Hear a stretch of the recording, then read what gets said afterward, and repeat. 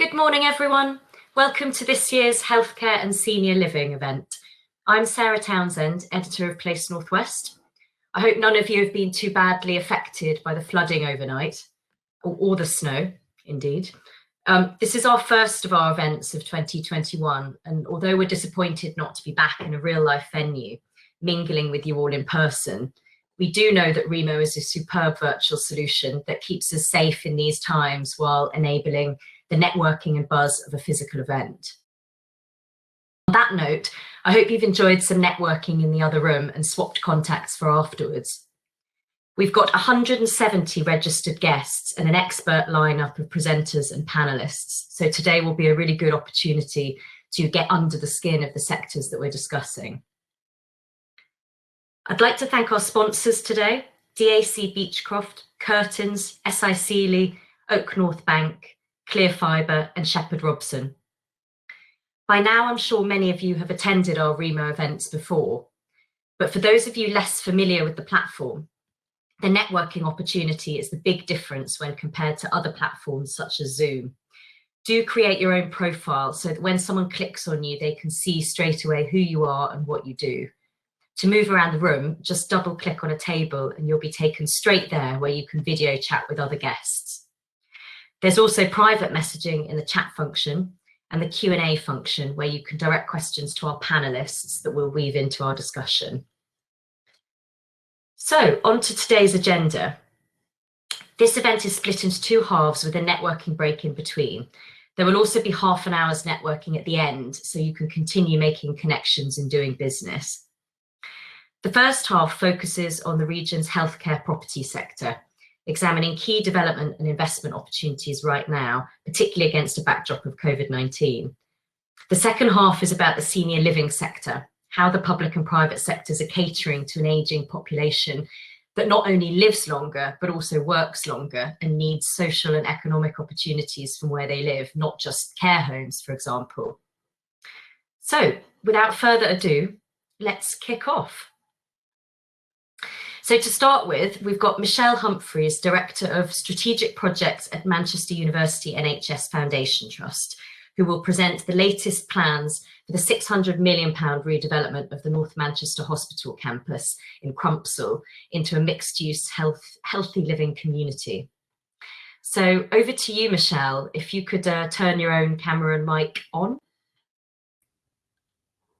Welcome. Thanks, Sarah. Okay, let's see if we can share the slides.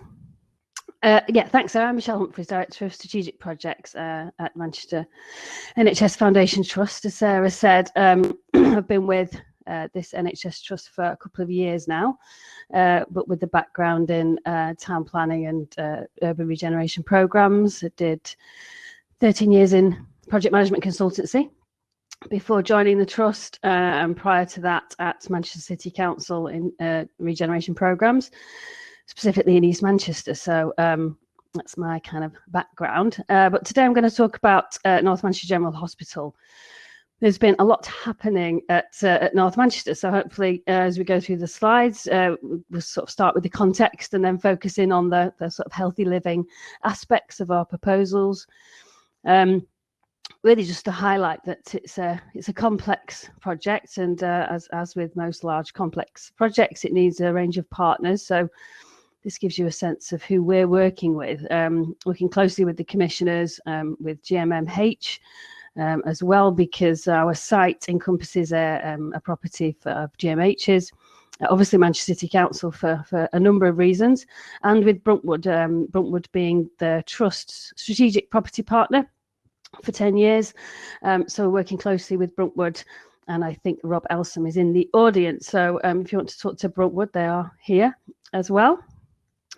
So just in terms of the North Manchester context, some of you might know North Manchester, some of you might not, but obviously north of the city centre, and the map on the right there shows the various wards, and particularly where North Manchester General Hospital is found in Crumpsall. Now there are a range of challenges that the community faces. It is clearly, it appears in the sort of deprivation lists. 37% of Manchester's workless residents live in North Manchester, and 35% of children live in low-income households. So some really fundamental issues for us to think about. And I think someone, as I say, has worked in regeneration in the city over a few years now.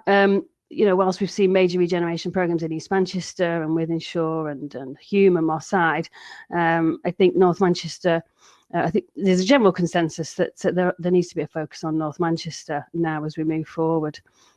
So that's a little bit of the context. Specifically for us, obviously, we've focused on the fact that there are specifically some poor health outcomes in this part of the city as well. Life expectancy is obviously a concern. In terms of obesity rates, alcoholism, cardiovascular disease, there are some specific challenges here which we need to tackle in terms of the proposals that we're bringing forward and the partnerships that we're working with to make sure that this is not just about the acute hospital, but it is about the health agenda and the whole sort of landscape for people accessing services. The hospital itself, for those who know it, is it's a Victorian workhouse, one of the oldest NHS estates, I think, in the country, not capable now of delivering modern healthcare.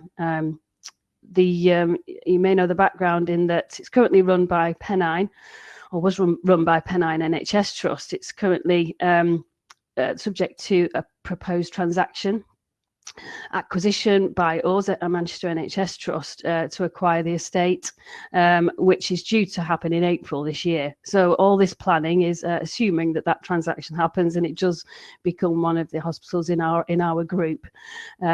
That's been part of Manchester's kind of devolution and rethinking how NHS services are provided across Manchester. So there's this complex background to this, but surveys conducted as we're doing our due diligence for the acquisition show that 70% of the estate is in desperate need of repair. That comes through in the vacancy rates really for doctors and nurses in terms of the place to work. The staff that are there do amazing things, but of course NHS staff do have a choice in terms of where they work, and we start to see that impact in terms of the workplace that's on offer at North Manchester. Here's an image of it. You can see the main kind of Victorian workhouses and that kind of old layout there. And the way the estate kind of sprawls, that pretty much all you can see on that screen is owned by the trust in terms of the estate. And so you see there's a lot of surface car parking around the original Victorian workhouse and hospital. So along came the Health Infrastructure Plan, and the Prime Minister visited North Manchester General in September 2019 as part of the Conservative Conference to announce the launch of the Health Infrastructure Plan across the UK. That's the 40 hospitals that they are looking to support to redevelop across the country. Just prior to that, partners got together and wrote what we called the proposition, which was healthcare-led approach to civic regeneration. And that is, again, based on the kind of East Manchester model that was looked at sport as a catalyst. We've been looking at North Manchester General Hospital as a catalyst to wider regeneration. So we think that was, one of the key documents that got the Prime Minister to visit in September and invited North Manchester to be one of the 40 hospitals. And pretty much since that day, we've been really focused on this. It's, I think, probably a typical Manchester approach in terms of we need to get our plans together, and we need to make sure that of the 40 hospitals that have been invited, that we are at the front of the queue, showing that we know what we want to do and that there's general consensus for the plans and that we're ready to go. And that's been our focus. We, from a standing start, we completed our strategic outline case in January. Obviously, we're following Treasury Green Book process. We also created our master plan, which I'll talk a bit more about. And in showing, I think, the national team that we were ready to go, we've already secured £54 million of HIP funding to start enabling works, which have now started on site. We submit our outline business case in, well, next Monday, hopefully. So we're on that journey, and I say showing partners and government that that we're ready to go at North Manchester. As a quote here from Joanne Ronnie, obviously working closely with the City Council and recognising with our partners that this is not just about building a new hospital, it is that wider regeneration and our responsibility to use this as a catalyst. So in terms of the master plan, as I say, a redeveloped hospital is clearly at the heart of any of our proposals. It's a large site. As I say, it currently has Park House on it, the mental health hospital. It has North Manchester General. It has a large Trust HQ building and a large amount of surface car parking. But we think in terms of master planning the site, it's large, and there's an opportunity, whilst we retain some of the existing hospital and create a significant new build element, there's also opportunity to look at what else could be brought onto site to address the needs of the local community in terms of a more integrated health and social care provision, potentially the high quality new homes, which of course I'll talk more about, but you know, that focus on the social value aspect in terms of whatever we do here, we want the local community to benefit from.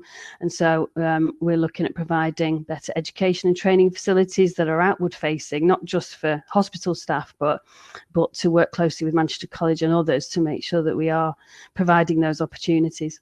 And really, in terms of inviting public open space, so you might only go on site currently to access hospital services.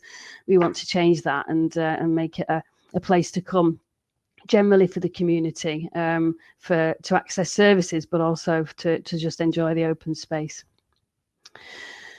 So to really embed this, we have been producing the draft strategic regeneration framework. If you're aware of these SRFs, the council have used them over many years as a way of embedding proposals in planning terms.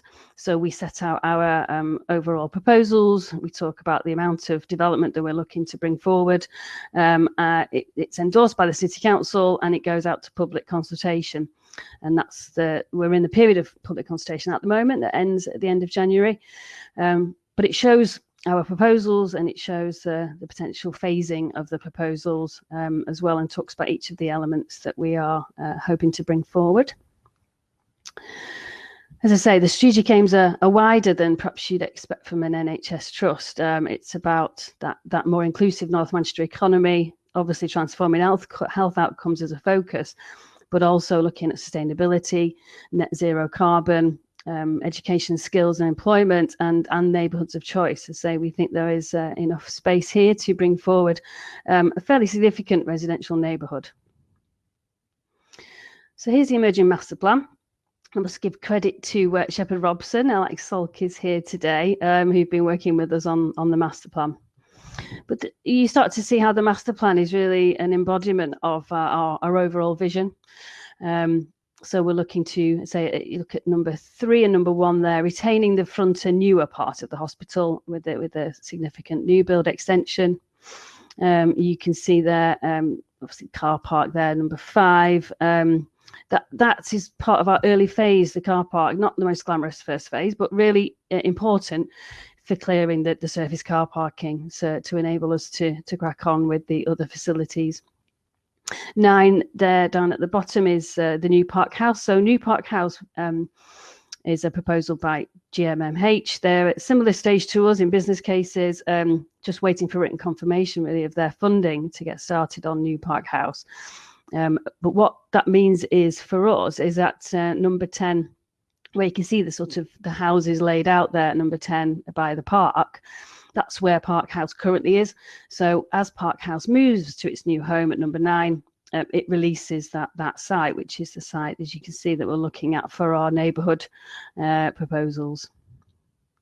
Worth mentioning as well, and I'll talk a little bit more about it, number 2, the Wellbeing Hub. And I think that's an important part of our master plan.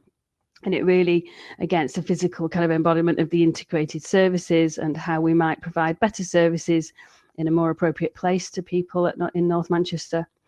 all around the village green there, number 4. And I know Alex always says it's if you think about Piccadilly Gardens, that would give you a sense of the space that we're providing there. Although we're always a bit nervous about saying Piccadilly Gardens, because hopefully it's a more successful space that we are working on there. As I say, in terms of delivering these proposals, we're really focused on making sure that it really does maximising benefit to Manchester. And that's both in terms of construction job years, it's in terms of social value generally, it's in terms of the housing that we're providing, again, meeting the needs of the local community, and then generally in terms of jobs on site, sustainable jobs into the future. That high quality public open space, operational savings. There's a full range of economic benefits, which of course has gone into our business case, and we've been working with specialists to sort of identify all the benefits that we think this development could bring. Just a plug for our SRF consultation. Obviously, it's important for us to show the City Council, but also the Department of Health and NHSCI that we do have support for our proposals.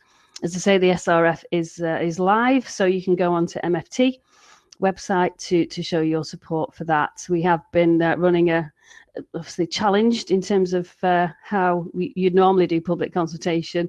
I'd love to have been stood in local libraries talking to local people, but we've had to adapt, and we've used a lot of digital methods, but we've done mailings, etc., to make sure that we are raising awareness of the proposals and getting feedback from all sections of the community. So moving on to the sort of residential focus for this seminar. So obviously we've looked at the NHS long-term plan, which is really starts to set out what the national NHS team are encouraging in terms of how healthcare is delivered, making sure that healthcare is delivered in the right place. And for us, obviously, that means designing the acute hospital, the smallest acute hospital, I guess you could sort of distill it as, because actually the acute hospital becomes a place that is really focused in terms of what it does, and healthcare, as I say, is provided to people where it's needed most and where it's most appropriate. People do recover better if they're at home or in a different environment. And so, proposals backed by the NHS long-term plan, and people will probably be aware that in Manchester we have the Manchester Local Care Organisation, which is hosted by our NHS Trust. And say Partners in Manchester have been working on their strategy for a number of years in terms of that left shift and actually where provision should be. So I think in terms of Manchester, we are well on with this in terms of strategic work. And what it means for us, really, as I say, if we look back at the master plan, is that moving away from the acute hospital, we have the health and wellbeing hub proposals. As I say, we're working with our system partners, with commissioners, and with the MLCO to look at what services can be pulled out of the hospital or pulled in from other areas to create this kind of facility where, if we make it inviting and we get the master plan right, local people will feel comfortable in accessing services in the hub, and we can deliver services in a more efficient way. Obviously, the acute hospital is an expensive piece of estate, so there are more appropriate places, both in terms of cost, but also in terms of how people access them. And so you can see the wellbeing hub in the master plan there.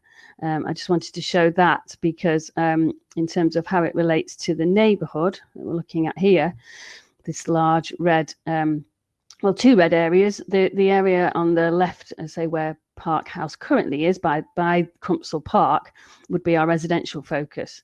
The more square red area towards the right hand side of the site would focus on commercial. We're looking to attract employers as well, whether that be offices, laboratories. It could have key worker in it as well.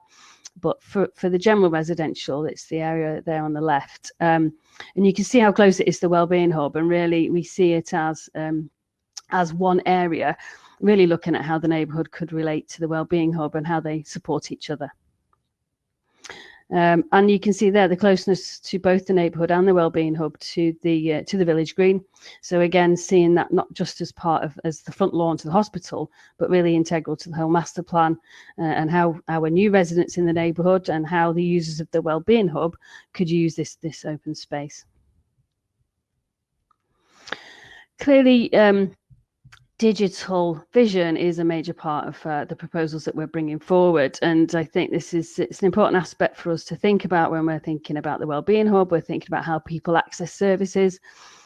Clearly, we've learnt a lot in a short space of time this year, how you can deliver services digitally. And so we're looking to really bring that forward as part of our redevelopment plans, but across the NHS generally. But of course, the redevelopment proposals gives us that opportunity to really take a big step forward in terms of what the hospital can do, and really thinking about how people can access services in the Wellbeing Hub, what that means for people in their own homes. So it is embedded in terms of proposals that we're bringing forward. And then I guess we've started to think about, in terms of that residential neighbourhood now, if we focus in on that, understanding North Manchester and what the local need is. So it's not about just providing a residential neighbourhood. It's not about us selling that piece of land off. We really want to retain a long-term interest in the site, and making sure that whatever residential proposals are brought forward add value to the hospital and to the local community. So we really needed to understand local community. So as you can see here, there's some statistics specifically about North Manchester. Clearly a really ethnically diverse population. White British forming less than 40% generally in North Manchester, and that drops to less than 20% in Crumpsall itself, where the hospital sits. We're looking at an increase in population. People might be aware of Northern Gateway that the City Council are bringing forward with the Far East Consortium, that and general population growth will see a 10,000 not pounds, 10,000 population increase in 2026 by 2026-27. Private and social rent are clearly a big sector in North Manchester, and on specific roads that's up to 85%. So a huge kind of sector and implications of that in the area. There is an increase in occupancy in North Manchester, driven by larger families. And when we think about the older age group in the area, we're really looking at the 50 to 64 age group. It's younger than the national and GM average. They have greater than average health needs. And we've been working with the local authority to look at the extra care strategy that they have and how we might bring this site forward, working with them to support a range of needs. So just in terms of where we're up to with the healthy neighbourhood, working with Potsoni specifically on this part of the site, and I think they're here today as well. I want to seek them out. As I say, we're keen to explore a longer term partnership arrangement. This is not about site disposal as far as we're concerned. We're looking at a really strong placemaking drive to make sure that we create a vibrant neighbourhood. As I say, we're taking care to make sure that the Wellbeing Hub is there and the Village Green is there. The links to Crumpsall Park are there to make this an attractive place to live. I say we're working with Bruntwood as our strategic partner, and linking to the Northern Gateway to link in with what they're already bringing forward. And we have started some early exploration about what a partnership might look like, having some good sort of soft market test conversations with the registered providers. And that's given us a real confidence in terms of potential investment opportunities. We think we could bring forward around 500 units on the site, but a real mixture in terms of what that might look like. Say extra care, looking at a range of needs, but social affordable housing and some general market housing. So I think, again, what's helping us at the moment is that there is a confidence that major health infrastructure plan investment is coming. We've already secured the 50 million to get us going, and that Park House will relocate from this area of the site. They're looking to start on site this year, very soon. So we know that in a couple of years' time, this site becomes available. So a general confidence in terms of starting to have those conversations and make progress. I did just want to throw this one in as well, because as a trust, we're also bringing forward, because this year's just not been busy enough. The Wythenshawe Master Plan, and for those of you who know Wythenshawe Hospital, you'll recognise this plan. There's a strategic regeneration framework out for consultation for Wythenshawe as well, so have a look at that. But a similar approach, I won't go into the detail that I've just gone through at North, but you can see how the hospital currently sprawls out to its red line boundary with their large surface car parking to the south. And again, by zoning the site, we think we could bring forward a much focused clinical footprint around the orange area that would release the blue area for potential commercial offices. Obviously, this site's very close to Manchester Airport, so different types of opportunities. And then the healthcare residential zone at the bottom there, again, Wythenshawe different to North Manchester. And we're looking at the detail there. We've got Wythenshawe Community, we've got Hale to the south, we've got the Timpley Wedge proposals coming forward, and of course very close to Trafford Council boundary as well. So working with both councils on this one. But just wanted to talk about that as well, is to mention that as a proposal that we're also bringing forward. So I think that's probably enough, but just to show you the Wythenshawe CGIs, because they are shiny. So you've got, this is currently Wythenshawe, and there you can see the large surface car parking area to the right there. And this shows the scale of our proposals at Wythenshawe. Again, on the right hand side, you can see the residential zone come forward, showing a range of residential proposals. So yeah, that's probably enough from me. Thanks everyone for listening, and happy to take some questions, but I think that's probably enough information. So let me try and stop sharing. Thanks, Michelle. Thanks so much for sharing that. Very detailed presentation, and it's a massive project, really, isn't it? And it's really getting underway now, which is very exciting. So I think that's a really good starting point for our first panel discussion. We're going to be discussing how to seize regional opportunities in healthcare property, and what trends are likely to influence the sector this year and beyond. So I'd like to welcome to the stage our other panellists, Jane Cottam, Chief Financial Officer at Assura, Alex Soak, Partner and Head of Healthcare at Architects Shepherd Robson, Andy McFarlane, Director at Curtains, Adam Sullivan, Chief Executive of Baywater Healthcare, and Michelle Humphreys from Manchester University NHS Trust. So if our speakers could activate their cameras, I think they are doing so at the moment.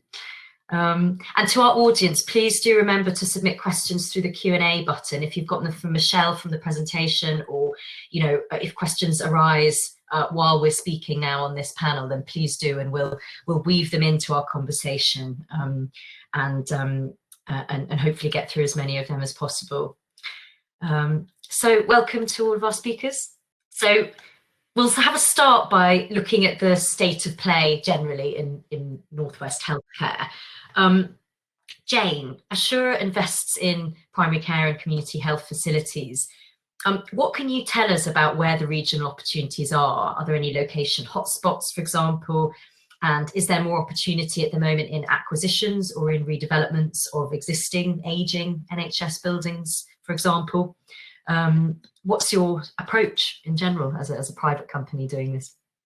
Yeah, so just for those who don't know who Assura is in detail, we own just under 600 GP medical centres up and down the UK. We are a FTSE 250 listed real estate business, and we invest, we manage and we develop primary care buildings. In terms of the Northwest, we're not seeing any themes in particular. We have a development scheme where we're finding some integration with other services. So, for example, we have a development in Timperley where we're working with Trafford Housing, and we're bringing together the library and the local community health centre there, and that's expected to open anytime soon. So we're seeing things like that, but they're very sporadic, I think I would say, in terms of for private involvement.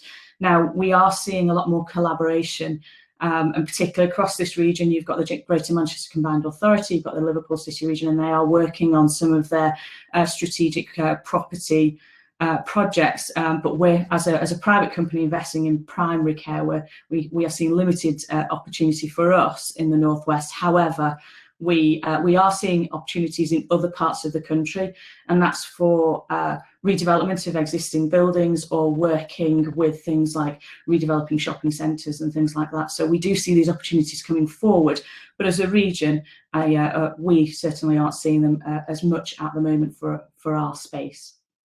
Okay. Are there any reasons that you think for that, Jane? To be fair, it's not for lack of trying from our point of view, but there are a lot of priorities on at the minute. The National Health Service obviously got a lot of other issues on its plate, and so we're definitely open for business. We're trying to work locally and drive some of these opportunities out. But you can appreciate at the moment we've probably taken a little bit more of a hands-off approach, because we believe that the trust, the GPs, etc., have got quite a lot of other priorities on. Sure. Okay. Thanks, Jane. Actually, it's a good opportunity to ask. I'll just come back to Michelle briefly, because you gave us a really detailed overview of the specific hospital plans. But on a more general note, sort of going straight to the horse's mouth, what healthcare priorities and concerns have the pandemic brought to the fore, other than the obvious for sort of public health? But what are the opportunities as well for the property industry to get involved, do you think? Yeah, thanks, Sarah. Well, I think clearly for us, one of the things that's really, I guess, been an issue this year amongst the many is the flexibility of the estate, and the digital side of things as well. So flexibility of estate, I think we absolutely can bring forward in new proposals, because it was almost easier in March to shut everything down.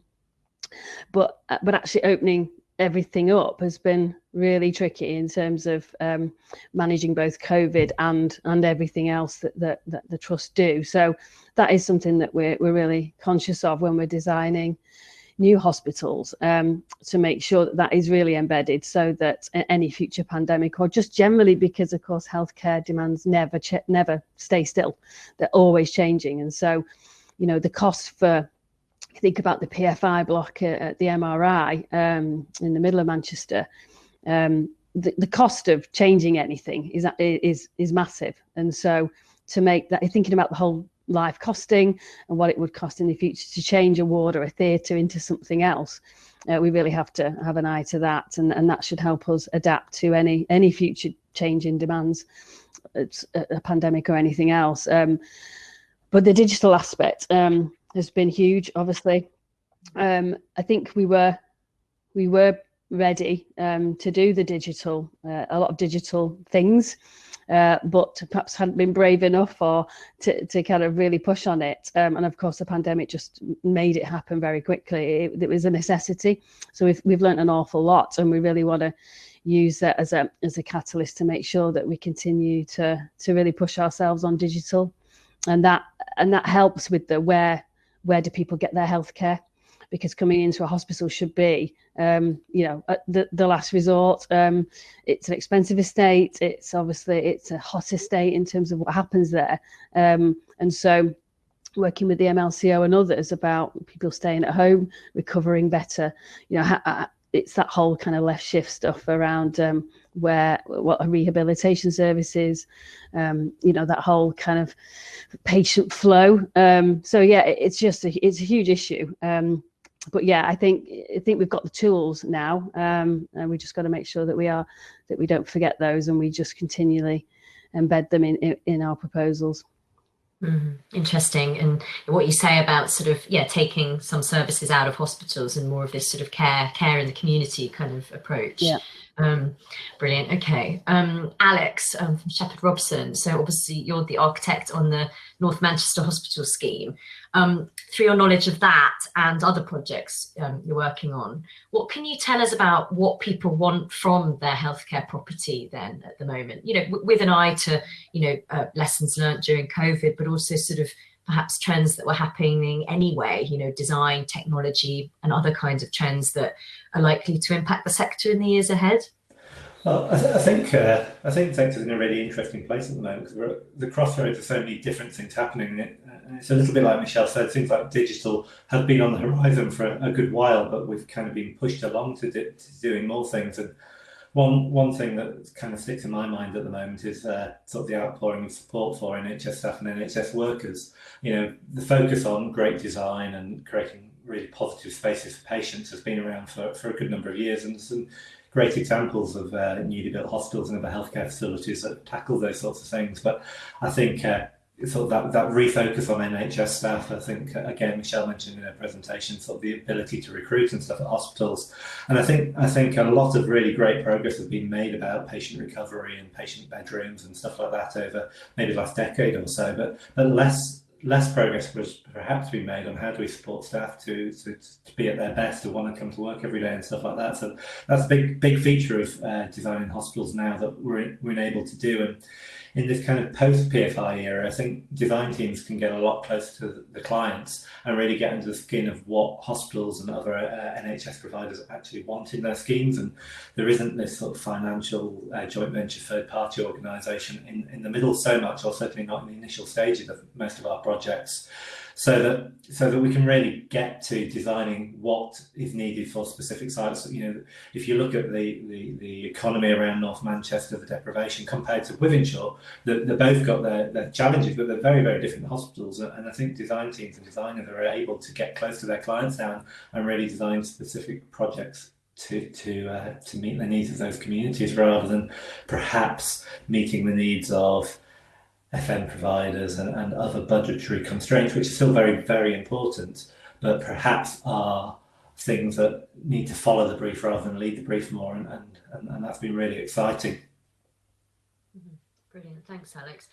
We've had a few questions from the audience already, and I'm just going to. I thought actually, Alex, this one from Alan White might be quite good to be directed to you. Recognising today's fast-changing aspirations, e.g., net zero, VFM. I have to confess, I don't know what that is. So if anyone knows, then perhaps they can enlighten me and maybe some members of our audience. Social value, MMC, modern methods of construction. How do you balance these sometimes conflicting priorities, and how can industry help you meet these challenges? So what do you think about that? I think it's really exciting that all of these items are actually on the agenda and on the table now. I think they've been around the edges a lot. Maybe value for money has been quite high up on the agenda for some times, but things like modern methods of construction, it's often always a bit too hard, or hospitals are a bit too bespoke, or certain challenges stop those things happening. And I think modern methods of construction is fantastic because it makes us rethink what we're doing. It makes us really think what we're doing and going, are these materials appropriate? How can quicker, cheaper, safer, off-site, and all of these things are going to help with things like the HIT program go a lot quicker, get these schemes delivering the benefits to patients quicker, and seeing some of these hospitals developed. I think net zero carbon, the term's only been around really a couple of years, but really it's at the forefront with the council, with the hospital trust, everybody having their deadlines for getting to net zero. And I think the hospital sector is perhaps the most challenging if you think of the energy demand in a hospital. In terms of all the intense uses that go on there in terms of getting towards that net zero, especially in the operation of the building. But if we can do a lot of the work in the frame, in the construction of the building to get low embodied energy, then we can perhaps tackle more progressively over a number of years net zero. I don't think anywhere in the world, and I have done a little bit of studying on this because it's a challenge that we're facing on all of our projects. I don't think anybody's really achieved net zero carbon in a hospital. There are hospitals that offset their carbon. There's one in the Netherlands that's got a big 2 megawatt wind turbine out in the ocean. Perhaps we don't have the opportunity to do that in North Manchester or other NHS sites. So, I mean, even if you're offsetting, it's a huge challenge. But I think what these projects are enabling us to do is design and future-proof hospitals. We're designing hospitals where the energy source will be one source on day one, perhaps oil burning, sort of fossil fuel burning on day one. But by year 10, the hospital is future-proof to switch over to that new supply when it either becomes technically or economically viable to do so. So I think we should be tackling all of these things. I don't think we should shy away from them because they're too hard right now. Because this is a once-in-a-generation opportunity. There are 40 new hospitals being built around the country. And most of them, like North Manchester, it's going to take 5, 6, 7 years for it to even get to the sort of first phase. Never mind, perhaps some of the residential stuff that may take a little longer. If we're not got it right right by then, which is going to be the late 2020s, you know, it's too late to say, oh, we'll do it on the next round that comes after that. So we really do have to tackle it.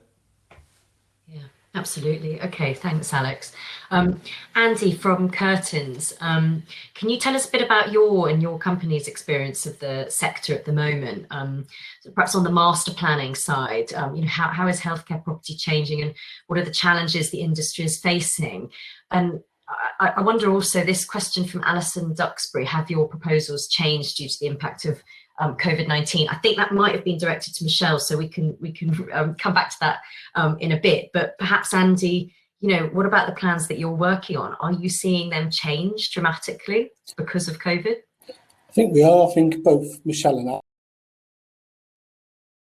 Oh, you're a little bit shaky, Andy.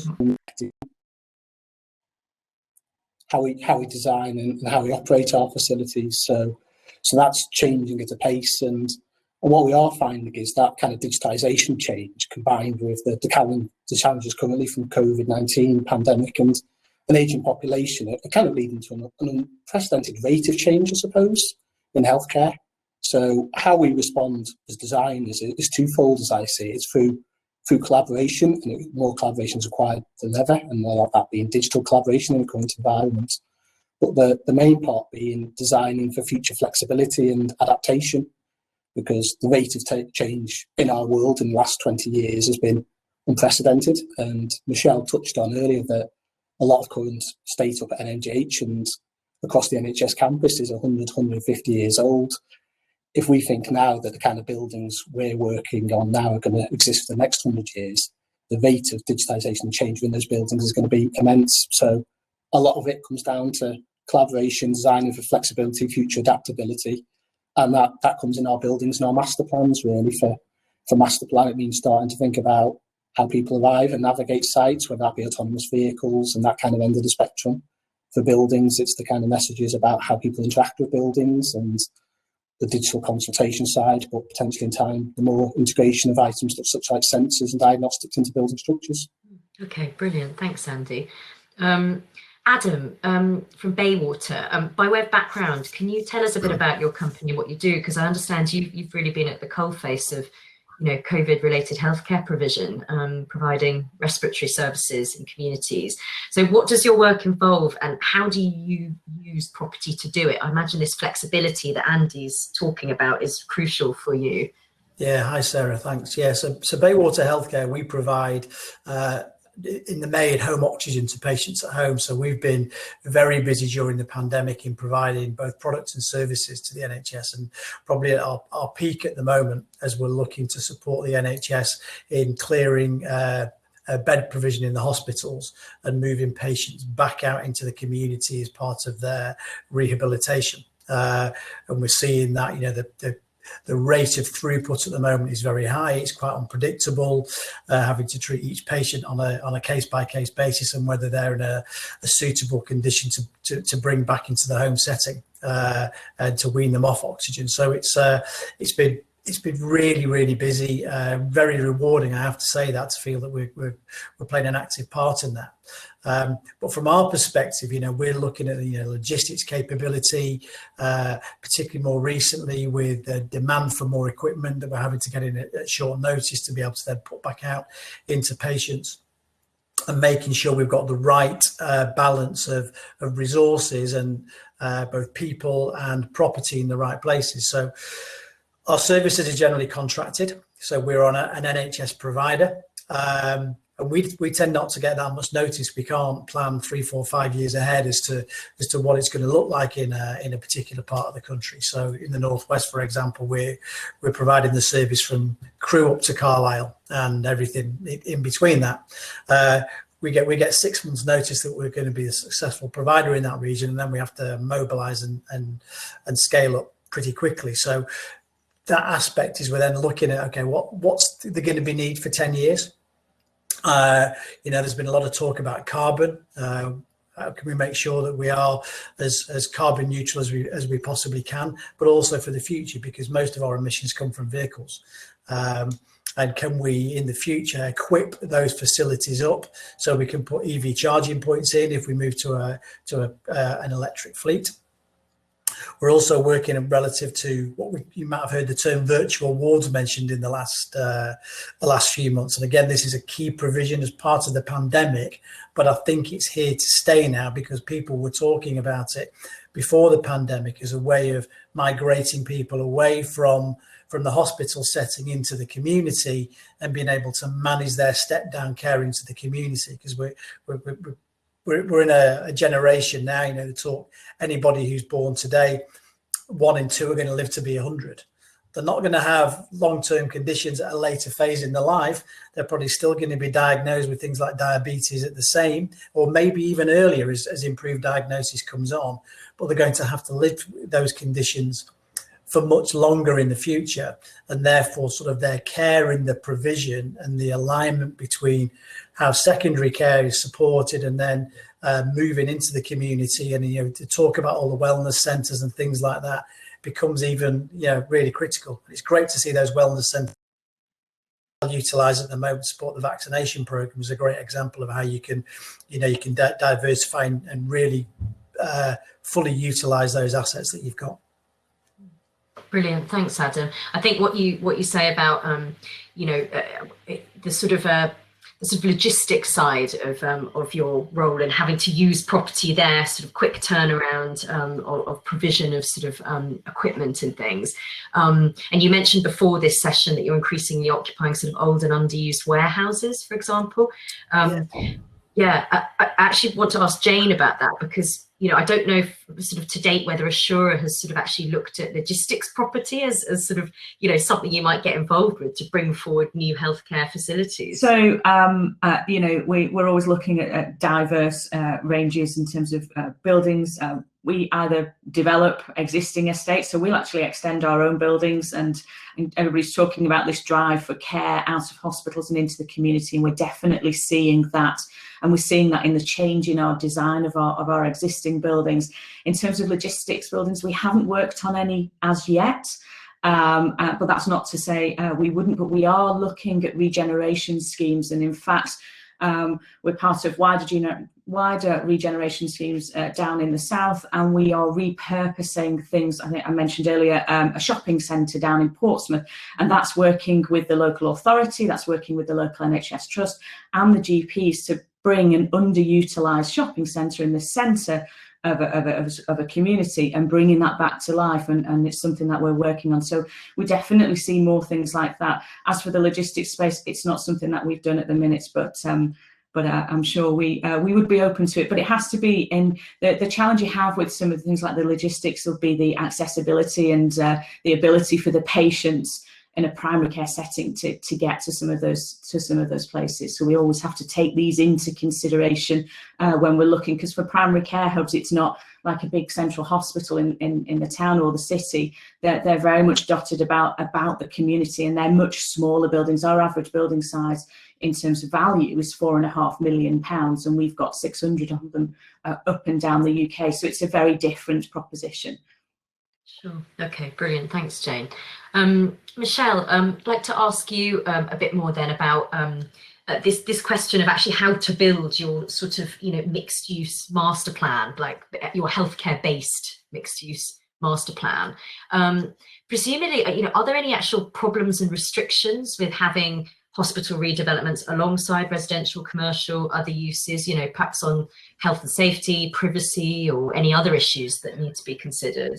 Yeah, absolutely. As you can imagine, this is a very complex live environment, and it'll be a priority that services continue throughout the redevelopment programme. We are looking to maintain services throughout the programme. We're not looking at bringing services away. And so it'll be a very carefully phased construction programme. We'll need, you know, contractors who understand that.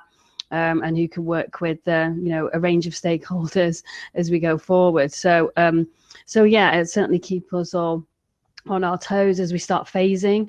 I think what we're finding at the minute is that the site's fairly large, so it does give us opportunities to create decant accommodation to keep staff on site whilst we do start demolitions and phasing. So I think there is space here. You don't always get that on site. So that is an advantage of having that the sway, the service car park that we've got, is that we have got space to start decanting.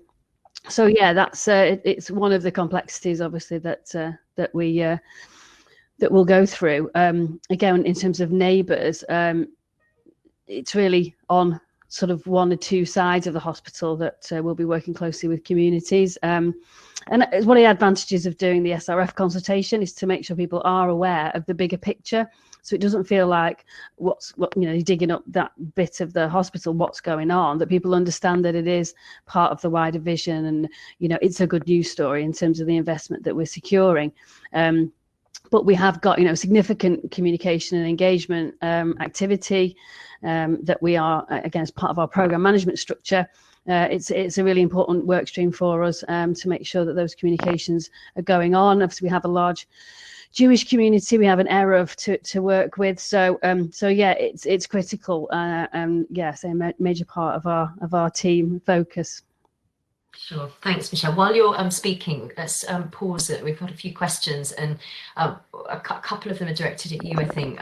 So one of them, as part of the Wellbeing Hub, this from Neil Orpwood, you touched on or showed the opportunity to include better nutrition and food choices. Have you looked at links to allotments and local growing spaces? Yes, absolutely. So Alex is nodding because he knows if you look at the Wellbeing Hub, and it's kind of an L shape, and actually in the kind of lee of the building, we are proposing allotments and growing spaces, because we would like to bring forward, in terms of the Wellbeing Hub, a ground floor that is welcoming and you walk into, and perhaps there's a cafe there, but in the cafe we're using the food that people are growing in the allotments into the kitchen, working with voluntary sector communities and charities to make that happen, to provide education and training facilities. So even as something as simple as people coming in for a cup of coffee and a piece of cake, actually the stuff's been grown on site, and there's education and training around that.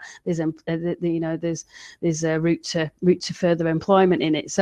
So yeah, it's a kind of a wholesale look at that. So absolutely, we've embedded that in our proposals. And as I say, we're making links with the local voluntary sector and charity groups who are already part of our engagement plan, to make sure that we understand that from the get-go. We're working with Active Manchester as well, who are really keen to look at all the health benefits that surround the village green, and how we actually design. So actually bringing in the range of stakeholders at this stage means that we're hopefully much more likely to be able to address a full range of issues within the community and everything that affects someone's health. Brilliant. Okay. And then a brief one from Kerry Kayron. When these plans are implemented, how and where are the current services going to continue? Yeah. I think she means, and perhaps you can clarify for us, Kerry, if we're not answering it right, but I think she means while the plans are going on, while it's actually happening. Yeah, as I say, hopefully through our phasing programme, I know we've got Hive projects here today who will be working through our complex phasing, that would actually, we can keep services on site throughout. Obviously, if we need to, then we would provide off-site somewhere, or look to sort of temporarily do that. But in general, the new hospital provides the same services as it does today, and as I say, we are definitely looking at keeping services on site throughout, minimising disruption as we can. As we get into the logistics plan with the main contractor, obviously we can really secure that. But yeah, I think the disruption of taking services off site for local people is something that we don't want to really to have in our proposals. So yeah, I'm sure it'll be complex, but looking to keep services on site. Brilliant. Okay. Andy, I wonder if you have any comment to make on sort of some of these issues we touched on a bit earlier, in terms of how to successfully incorporate healthcare into kind of mixed use. And I also wondered whether you've got any thoughts on sort of policy drivers for how to make this a bit easier, or anything that's really holding back growth in this area at the moment. Yeah, I think picking up on the modern methods of construction theme, really, I think it's it's a key initiative at the moment, which is going to enable that to happen. And picking up on the kind of the theme of disruption and how we kind of build these complex developments in kind of live or communities. MMC is an enabler because it enables us to limit construction activity on sites, so it displaces activity to off-site. So that's very key because it limits pressures on things like existing infrastructure, parking numbers, vehicle movements, which is critical to the successful operation of any NHS estate. But also limits practical items like noise, dust, vibration as well. So really mitigating those impacts. I think that approach is going to be fundamental, really, because it tackles that side of the issue, but also tackles the flexibility, really, the evolution and design. Okay, brilliant. Thanks, Andy. Okay, I'd like to just, because we only actually have about 5 minutes left, so I'd like to tackle a big issue, which is funding. Obviously, we have sort of moved on from the former PFI model. I wonder, Adam, perhaps you can tell us how given you're a private sort of operator, how easy is it to raise capital to invest in the healthcare sector, specifically healthcare buildings? We've been really fortunate, partly because we've got a very strong balance sheet. And we've been able to demonstrate consistency over quite a number of years. And I think our forecasts going forward are very robust and quite predictable. So our relationship with our bank is very good. And we've been able to funding from a number of places if we've needed. Actually, we've just had a drawdown facility which we've set in place with our bank HSBC, who've been really supportive. And again, we've got, because we're part of a multinational company as well, we've got that ability to draw back the funds that we send back over to the corporate organisation. So we've largely been self-sustaining in terms of funding, but capital actually, particularly in healthcare right now, is very strong. I think, look at the volatility in other sectors. I think the ability to try and borrow against some of their business models is significantly harder than it is in healthcare right now, that's for sure. Brilliant. Jane, do you want to come in on that at all? Yeah, so we're slightly different. We actually have a rating, a credit rating, so that and we're an A- rated business due to the strength of the covenant on our properties. So that enables us to raise capital, and as Adam said, actually it is readily available in this space. We actually have got we just launched our social impact strategy, and as a result of that, we've also just raised £300 million in a social bond. So we've had to create a social finance framework whereby we have to use the proceeds on developing assets which have a tie with the UN sustainability goals on health and well-being and infrastructure, and that's audited, but we've been able to source that at a very attractive price, and everything we do is checked for value for money for the taxpayer, because we have the district valuer in there in terms of our development and our rental levels. So we're definitely seeing a good, strong appetite, which enables us to continue to develop some of these fantastic hubs that we have been developing. So it's a good start. Okay. Yeah, brilliant. Okay, Alex, what about sort of contracting with the NHS, for example? You finding it easier to do that, or sort of flows of funding and everything kind of happening easier than they were under the old PFI model? Are things less siloed? How's it affecting your sort of ability to plan and design decent schemes? I think the NHS has actually got a lot of routes to procure teams, whether it be designers or contractors, to work with them presently. And I think some are critical of that, saying there's just too many and we should streamline down to fewer routes. But actually, I think having quite a diverse range of ways that the NHS Trust can work with providers provides them the freedom to work in the ways that they wish to work, whether it be direct appointments or framework appointments and things like that. So I think we're probably seeing a whole mix of trusts have the ability to use existing procurement rules to sort of directly contract with us, and we're working for a number of trusts directly, which enables them to get the services they want, and we're also part of frameworks and part of multidisciplinary teams where the trusts have a different approach. So I think there's lots of different models. I think a big focus has obviously been on the HIT programme at the moment, with lots of trusts progressively rolling out their schemes over probably the last 6 to 9 months. I think there has to be a point that this, I suppose, the benefits of trust, having the freedom and the benefits of choosing their routes, has to have some sort of central oversight, which I think the central government are now looking at, to go, how can we ensure that there's stability in the market, there's capacity in the market when so much work is potentially going to come to the market at the same time. So I think we're just starting to see that kind of turning of the corner, where some sort of coordination between certainly the major projects is starting to happen.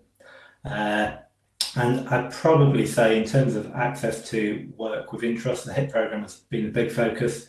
Lots of trusts have individual needs for their sort of, I suppose, day-to-day life as normal kind of requirements, but life as normal requirements in terms of capital works is obviously restricted at the moment while people are dealing with the current pandemic and other things. But that being said, a lot of trusts are using frameworks and other procurement routes to do really quick, really important works, just to get adaptations to their existing facilities, to enable them to tackle some of the challenges that they've got at the moment. And we certainly have one or two projects where we've very quickly been able to use existing procurement routes to get in there and help with some of the ongoing crisis problems. Brilliant. Okay, thanks, Alex. That brings us on to our last couple of questions from the audience. Andy Badley asks you, I think, Michelle, will the master plan welcome private healthcare facilities for self-funders? Certainly welcome investment into the site. Probably the devil's in the detail there in terms of what healthcare facilities we're talking about. Clearly we're an NHS trust and we provide facilities, but where they are complementary, absolutely. And again, we've been working with Bruntwood for a number of years now. And if you look at City Labs on the MRI estate, we have a number of companies in there. City Labs 2, obviously wholly let to QIAGEN. So yeah, absolutely. We're looking to work with companies that want to be located with us, albeit, as I say, checking that there's that competition element as well. But yes, right providers, definitely. That would provide jobs for local people. That is absolutely what we're looking for. Brilliant. Okay, great. So there's some opportunity there for the market, the industry to get involved. Our last question from the audience, Daniel Longdon. Will ESG and VFM change procurement, i.e. the rental of boilers, so that they can be easily and cheaply upgraded as new tech develops? It's quite a techie question. Does anyone want to tackle that one? Any hands up? Do you want to? Yeah, Michelle? Yeah, just to say that when we're looking at our net zero carbon strategy, it is a route to net zero. And I think, as Alex said, this won't be about being net zero on day one as we open this new hospital. And so absolutely, I think Daniel's right. You have to then you have to build in along the way when new technologies become available or affordable. And so absolutely, you need to think about whether purchasing and how you incorporate something into your building can be easily exchanged for something that you need to happen to get to net zero. So yeah, I think that's a good point. Thanks, Daniel. Absolutely. So yes, it's all about having that, because these are such long-term projects a lot of the time, aren't they? And being able to have that foresight to know how things are going to change and how to future-proof stuff is crucial, isn't it?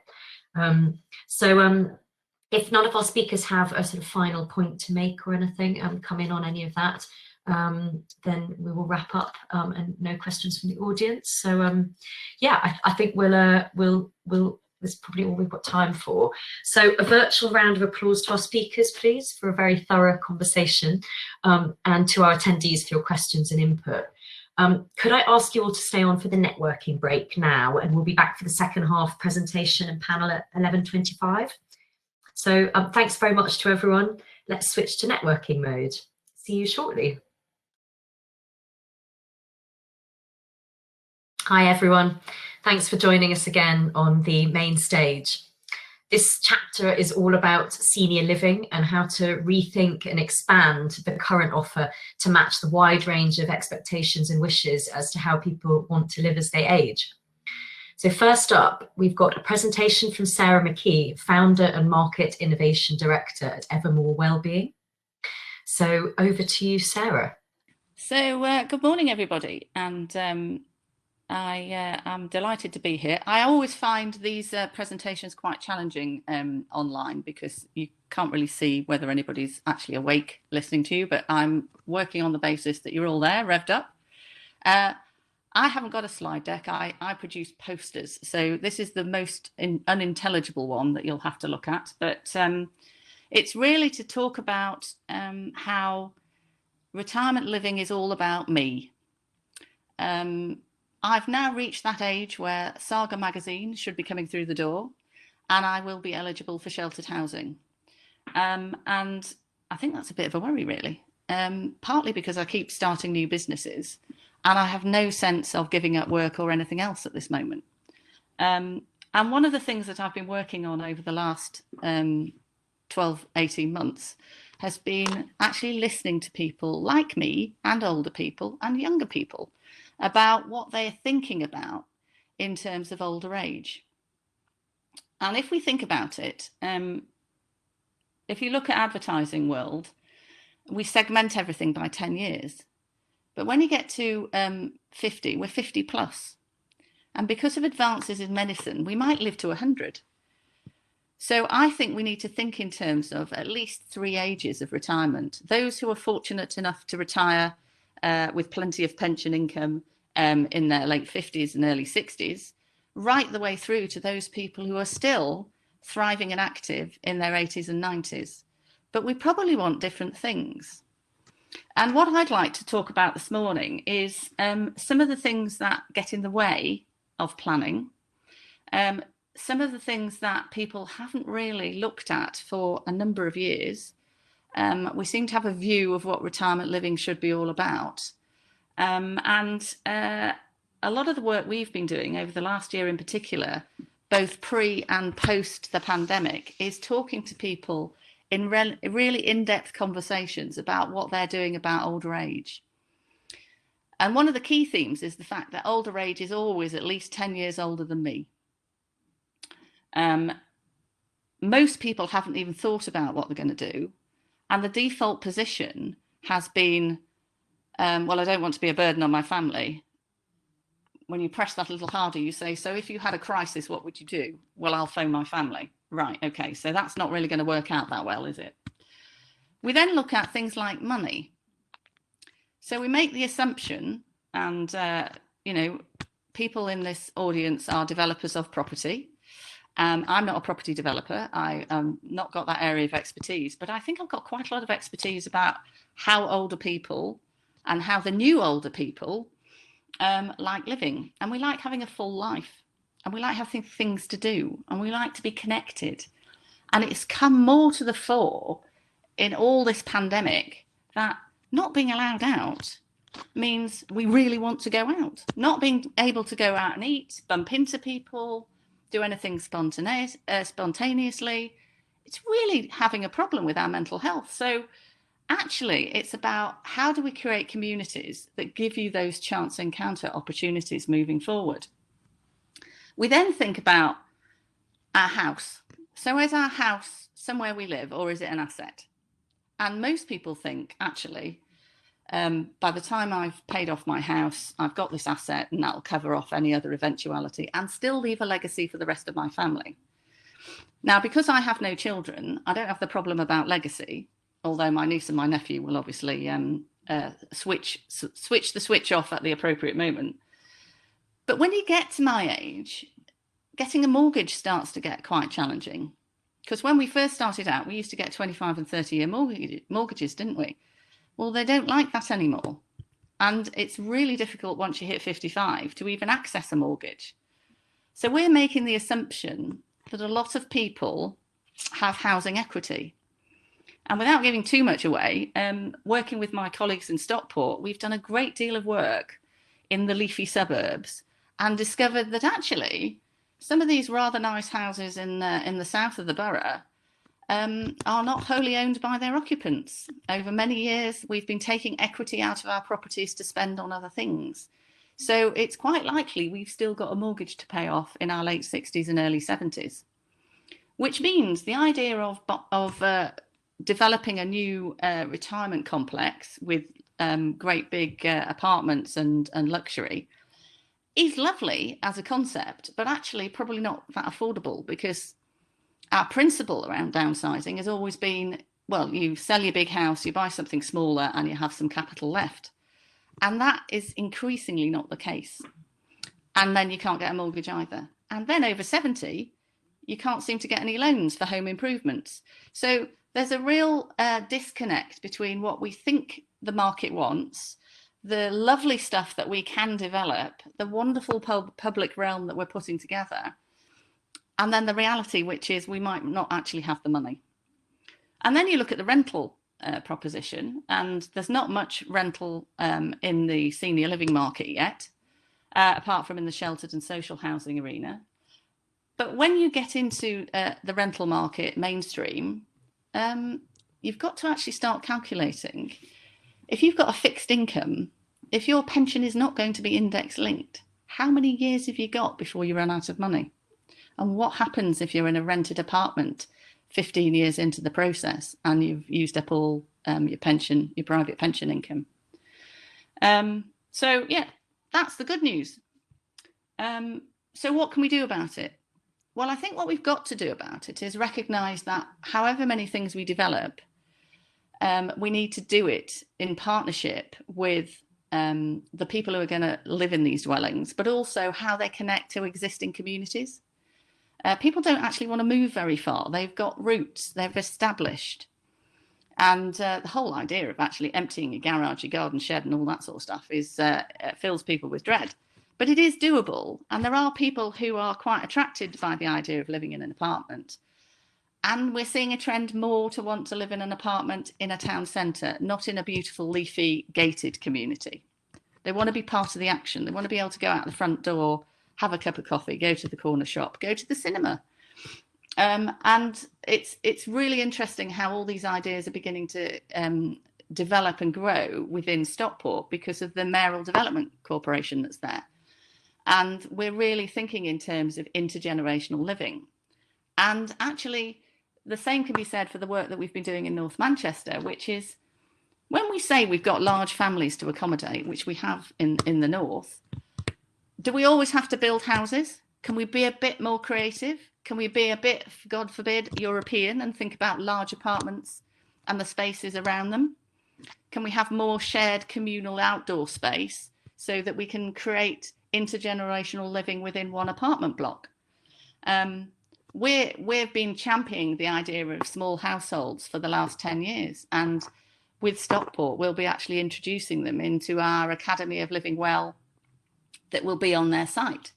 So it's taken 10 years. And I've done 45 presentations to funders before COVID, after the the crash of the financials. I have been there. I think Andy is in the audience here from Studio KMA, who designed a groundbreaking household building for us in Wigan. And the town planner said, oh no, older people don't need all of that. So we couldn't go ahead with it. So we need to try and break down this idea of innovation, not for older people, and actually get them to understand what the experience is going to be like. And then you might as well go to the next slide, actually, Laura. The big thing for me, thank you so much, is this is the best time ever to do all the changes we want. Everything's broken. You know, people talk about the social care system being broken. Well, I would suggest that there isn't actually a social care system at all. It's entirely fragmented. It's not like the NHS. You can't give one instruction and think everybody's going to do it the same. And actually, we have never, ever, ever invested in careers in social care. So when I used to work in Welfare to Work donkeys years ago, being a social care worker in a care home was the last thing you were ever offered when you were out of work, after everything else you could possibly do.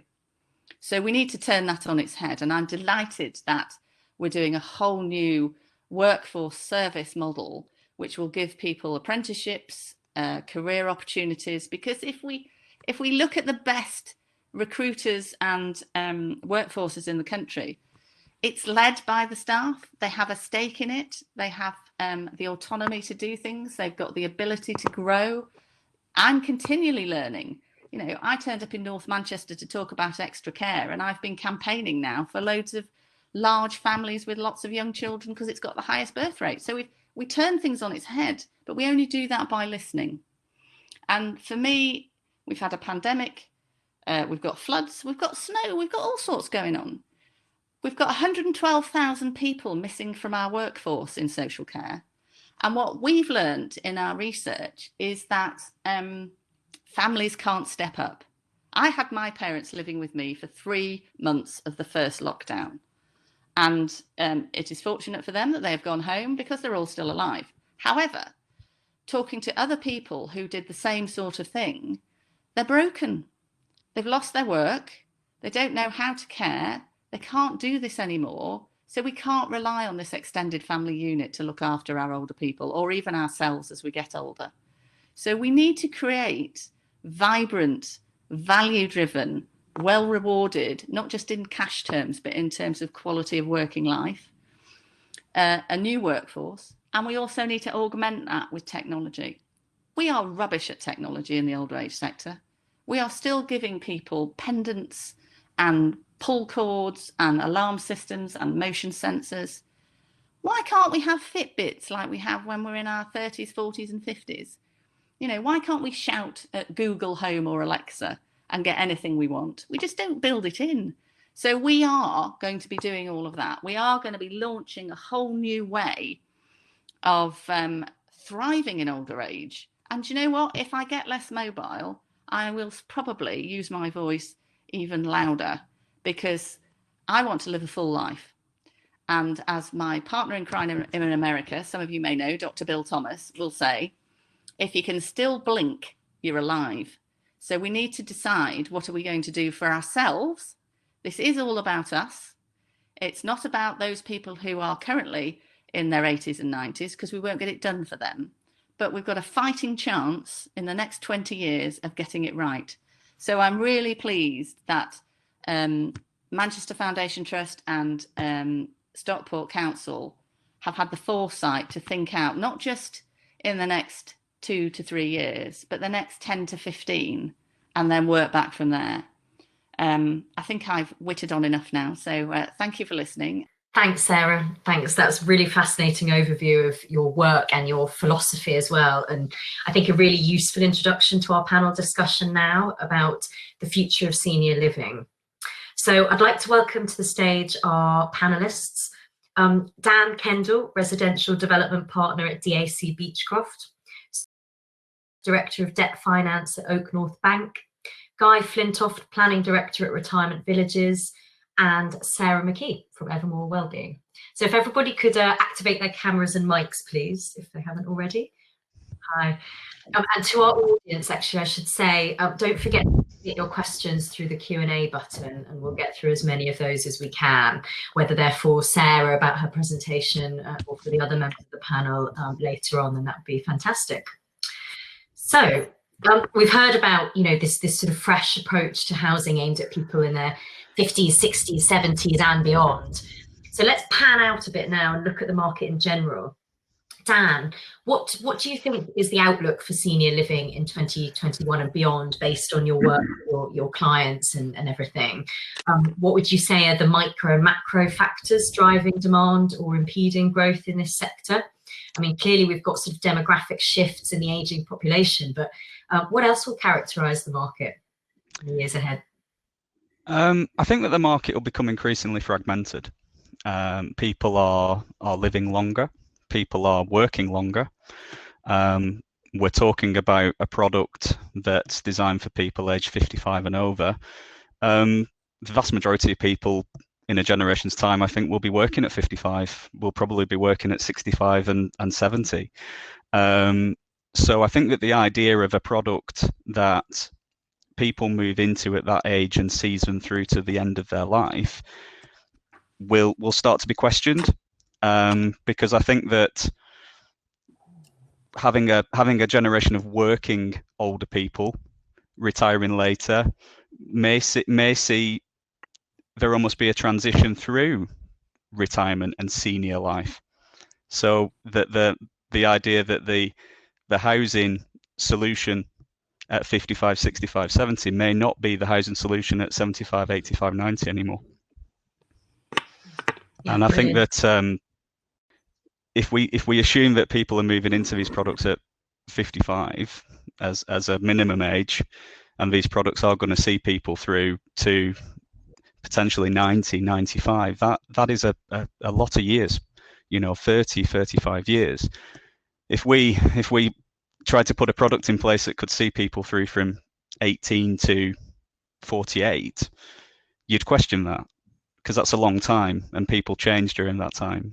And I think that we should be asking the same questions about this sector as well. Okay, thanks, Dan. In terms of sort of growth drivers at the moment, how sort of healthy are kind of is the market at the moment, in terms of kind of activity, development activity, investment activity, and so on?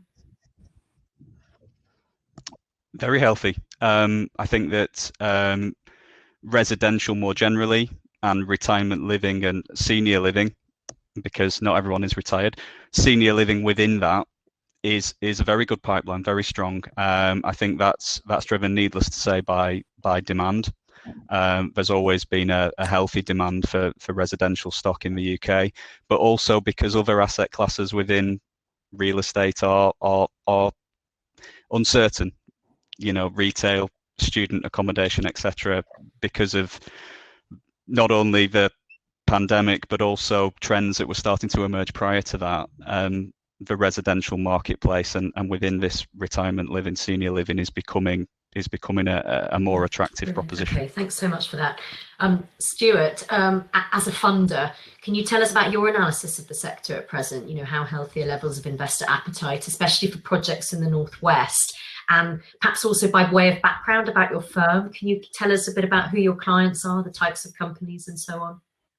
Yeah, of course. Thanks, Sarah. So I think first and foremost, there is still a lot of funding available, and there's still a lot of demand. So demand far outweighs supply at the minute, and has done for probably the last 10 years, and going back further. So there is a clear demand. There is a more there's better demand for more purpose-built products or more relevant products for people, as Dan was saying there and as Sarah said, in terms of changing requirements and changing needs in later life. And I think all that really stems to a really positive outlook for the sector in general.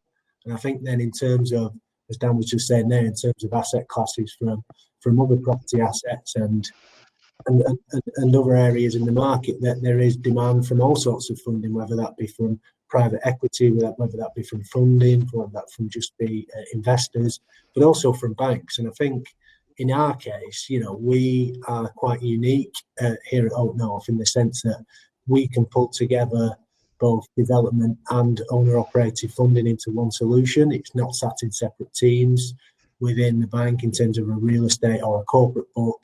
And we can see that all the way through. I mean, in the last 5 years since we've been around, we've lent 350 million into the sector and created 3,500 beds. So I think that's quite a positive view that we take in terms of the sector, and obviously we'll look to continue to do that. We've done some stuff across the UK. We are moving more into the north. I was appointed in August 19 to kind of spearhead the insurgents in the north to lend more money to SMEs, and that's what we're about really. We're an SME funder here to support good management teams who've got growing ambitions and to help their businesses scale. I mean, that's what we're here to do, and we call that the missing middle. But I think that's a real key growth driver in the region for GDP, for employment, and for everything else that goes alongside that. Brilliant, thanks, Stuart. So that's interesting. You're lending to, as you say, the SME providers and developers in this sector, not the kind of big names, established names in retirement living traditionally, right? Yeah, we will cover the whole breadth, but our typical check size is anywhere from 500,000 to 45 million. So, people, big institutions who are looking for, a couple 100 million of funding, then there are markets, bond markets, and various areas that they can obviously raise that finance. We're firmly centred into the owner managed or kind of private equity backed developers of good quality product with with high regulatory records and good track records, and people who've around been there, done it, and essentially just want to grow. Okay, great. Thanks so much, Stuart. Guy, your company last year acquired a site for a retirement community near Chester. I understand you're tweaking and resubmitting plans though for that site. Can you tell us a bit about that and what your proposals are? And perhaps also you can tell us a bit about your company's ethos too when it comes to senior living. How does everything Sara talked about in her presentation chime with you? Yeah, absolutely. Yeah, so yes, you're right. We bought a site on the outskirts of Chester at Borden Heath. It had a planning consent that had been won on appeal for a retirement community, very much a sort of traditional, fairly inward-looking development. It's probably the sort of nice gated, leafy development that Sara described. Obviously, two of those aren't bad things, being nice and leafy. Gated is certainly. Gated is exactly the opposite of where we're going as a company. So, I mean, looking forward, our view is that we're going to focus the majority of our development on town and city centres. Borden Heath is what we would refer to as a peri-urban model or edge of urban. But even in those locations, we are very much looking at the themes that Sara was talking about. We believe that people don't want to retire from life in older age, but actually see right-sizing their accommodation as a way of enabling them to continue to live the lives they already live. And that might mean carrying on working. It certainly doesn't mean withdrawing from society and withdrawing from all the things that enrich their lives. So even when we're in a peri-urban location, we're looking at ways that our communities can be properly connected physically, but also functionally with existing communities, and ways that they can be useful to help enhance the well-being of the wider neighbourhoods in which we're located. So Borden Heath's a great example. It's well connected to suburban housing. I'm going to design and lay it out so that it's physically connected. It's also next to a park and ride and a set of allotments. So creating, and this is something that would never have been part of anyone's plans before, but creating a connection to that park and ride so that people passing through the area can actually pop in, have that cup of coffee and that piece of cake. But also we're going to create a mobility hub. So you can come and hire an e-bike from us, and we'll tell you all about the great connections there are. You can cycle along the canal into Chester. So everything in terms of the way we're designed and managed will be about enabling people to live lives that are connected with communities.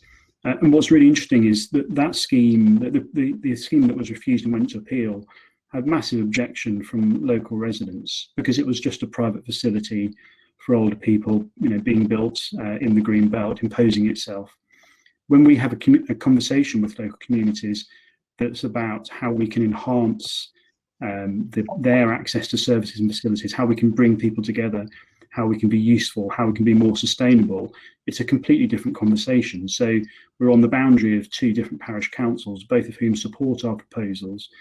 We've had a handful of letters of objection to the extent that the case officer wonders whether he put the wrong postal address or an email address on his correspondence with the community, and great levels of support. So I think it's, as Sara says, it's about having a different conversation and a different vision, and that seems to really be resonating with people. Is there any particular age bracket that this particular development is targeting then? Yeah, I mean, so the minimum age requirement for entry will be 65, and I think that's just about giving people a level of confidence and understanding of what the product is. It doesn't really tell you anything about who we expect the customer to be.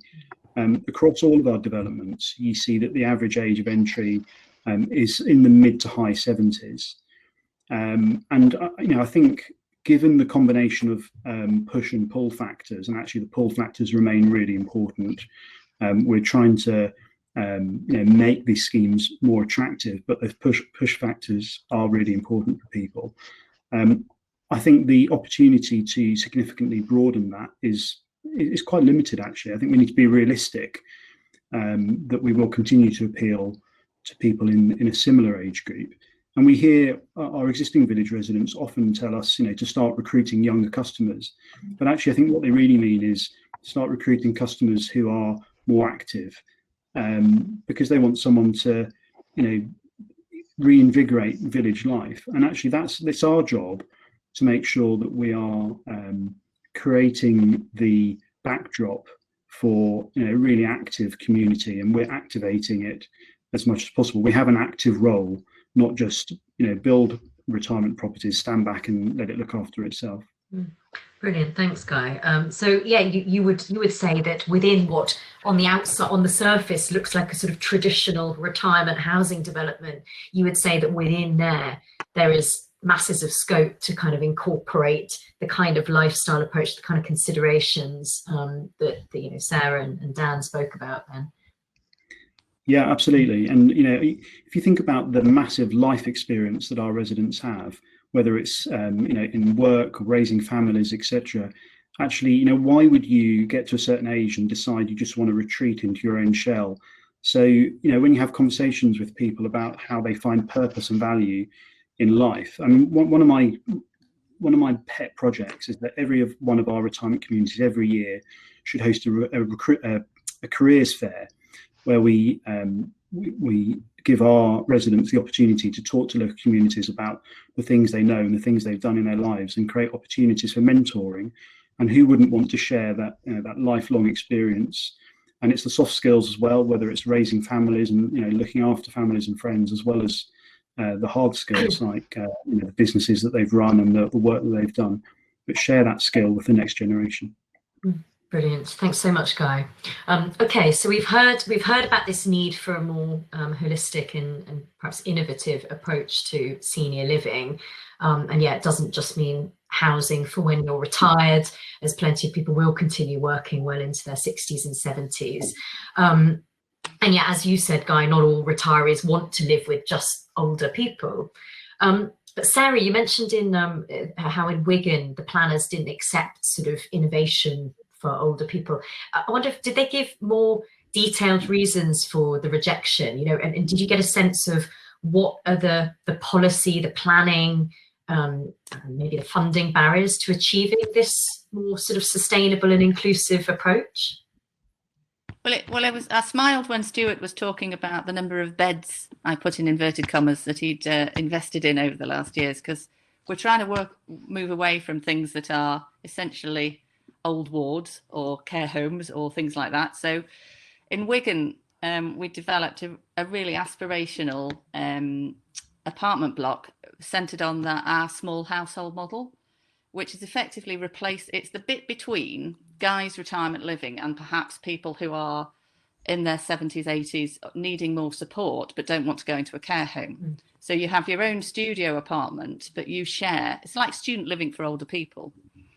So we gave people really great balconies. We had an interior atrium. Sorry, I'm waving my arms around here, which is probably no help at all. So there was some indoor special space that ran from top to bottom in the building. We dispensed with corridors. We had breakout places around the apartments, and then everybody got a wonderful balcony. And the beauty of it was the site was really close to the town centre. It was alongside a load of heritage buildings, so we were quite funky in response, but actually there was a lot of development around there as well, so we weren't the first. But we hadn't got enough car parking for the workforce. Older people don't need these sort of gardens. What are you putting balconies on for? That's expensive and necessary. It's a risk.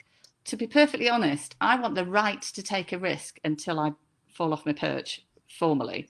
So we do not need to pen people in, whatever their state of health, frankly.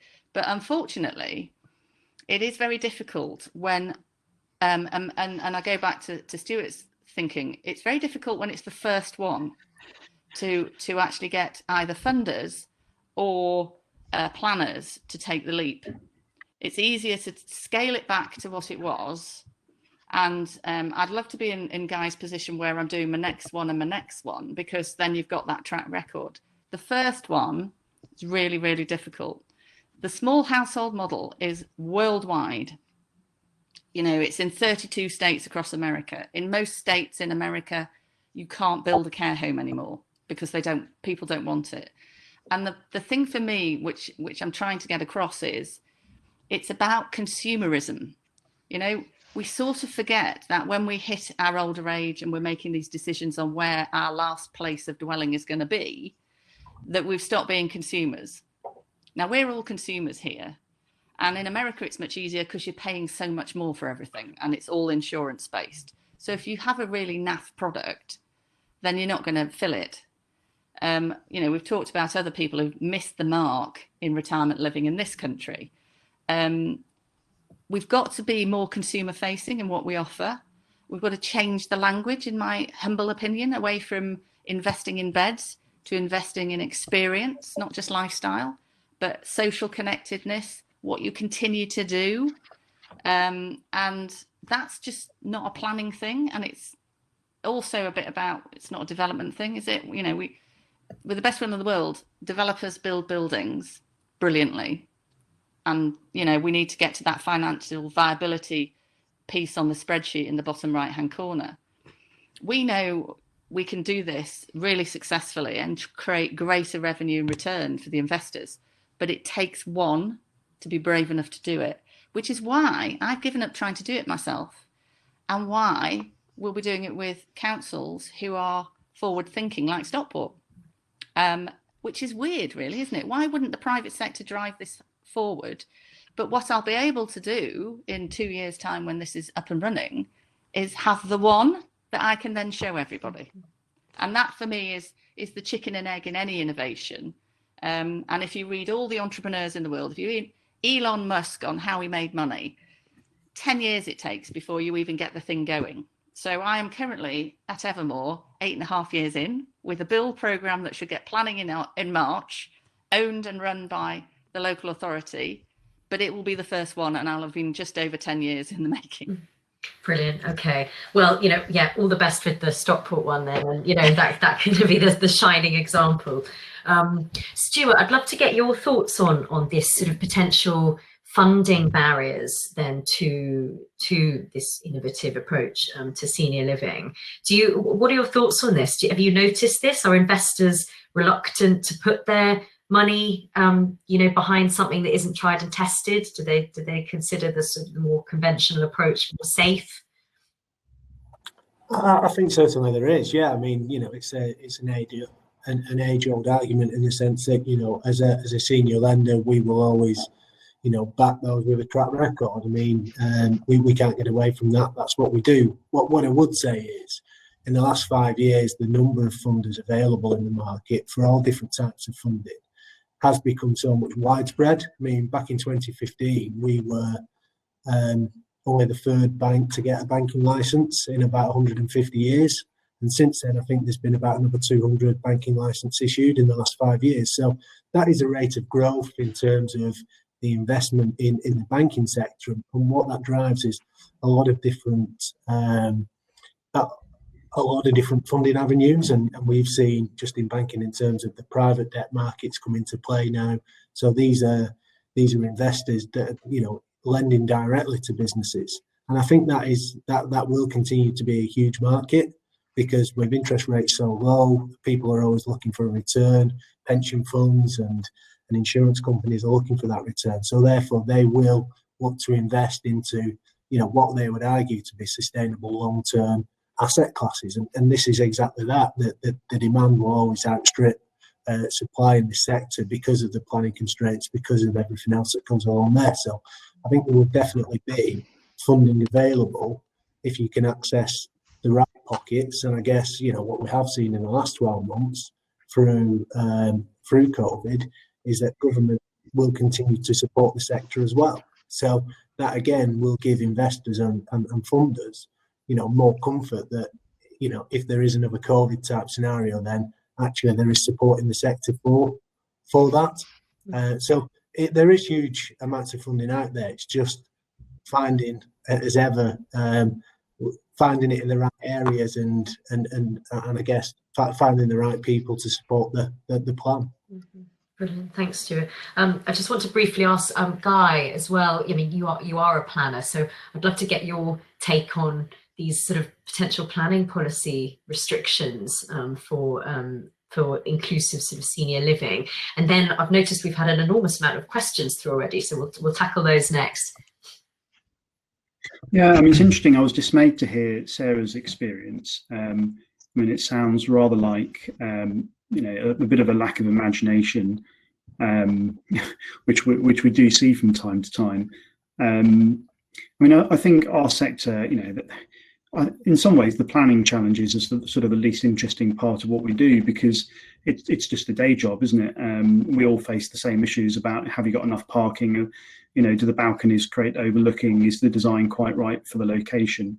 I mean, I think I've probably been sort of fortunate to have, you know, generally been able to excite local authorities about, you know, the opportunities. And, you know, again, Bourton Heath's a great example where our revised scheme has more units, you know, more built development, certainly more visible from the public realm than was the scheme that had been allowed on appeal. And so, you know, we've got quite an ask of the local planning authority. But on the other hand, when you're engaging in community placemaking, better architectural design, better landscape that's more generous and public rather than private, and, you know, much higher levels of sustainability, which I think is one of the really big themes that we all need to be aware of. You know, even we planners can get excited about those things and see that, you know, there's some flexibility can be brought to bear to bring, you know, clearly great projects forward. We're really pleased with the reaction we've had from the council. Actually, it's been very, very positive. Great. Okay. Thanks, Guy. All right. So Matthew Pickford from our audience has submitted a question. With numerous pressures on budgets, how does the panel prioritise which element of the building's form and function are provided at the detriment to other elements? Now, I think some of his question has slipped off with the current environmental crisis. Wow.